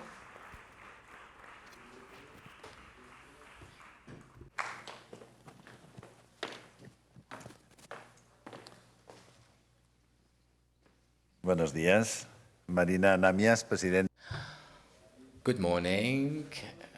Good morning to Marina from the foundation. I would also like to thank Jane Battersby as the laureate of the Daniel Carasso Award 2017. Ladies and gentlemen, I would like to share with you something. We are the heritage of men and women that have been dreaming and working for a world that's fairer and fit to live. Throughout history, researchers and creators have been working with their effort and the knowledge some solutions for a better life for everybody. And you know that men have the possibility to work together for a better existence for the human being, for the human beings. We are all beneficiaries of the effort, the passion of researchers that have been finding solutions for health and the well-being of mankind.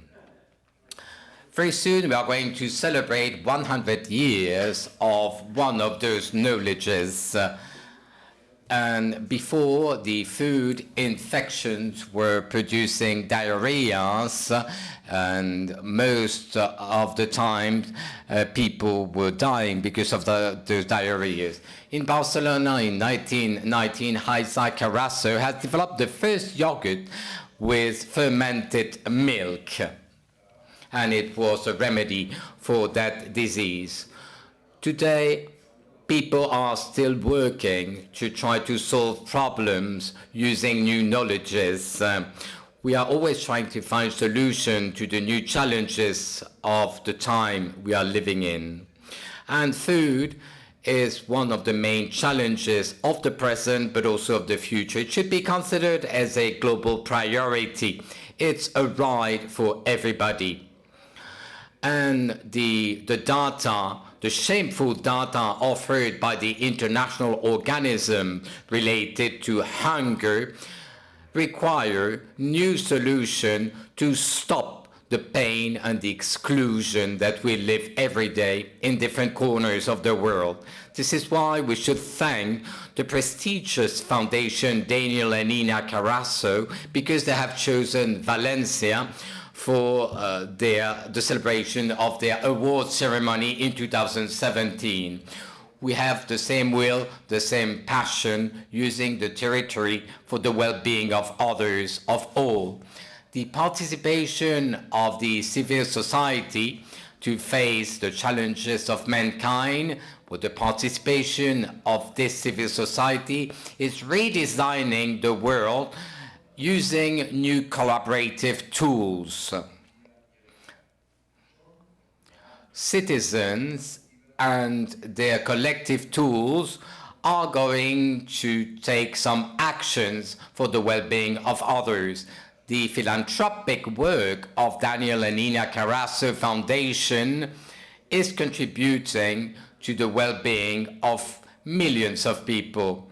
I would like to thank its support to lots of projects of research at the University of Valencia, as well as its support during the international conference that took place a few weeks ago in Valencia. It's an honor and a privilege to celebrate today one of the most important events of a foundation and whose logo can be found in different projects at the national and international level, always linked to human food, on documentation related to important projects linked to research and knowledge with a global dimension. As I was telling you at the beginning, we are the heritage of men and women that have been dreaming and working for a better world. And let me add that we should try to work as well and dream as big as those dreamers. No situation is impossible with the will and fondness, with the energy, the work, the persistence, and the goodness of human beings. We will make it happen. Thank you very much.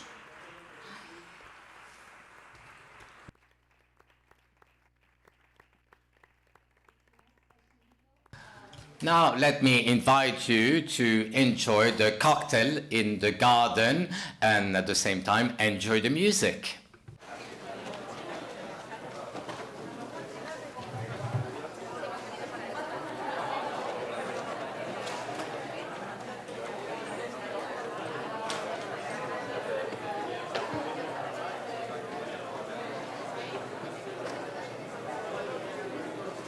La fondation.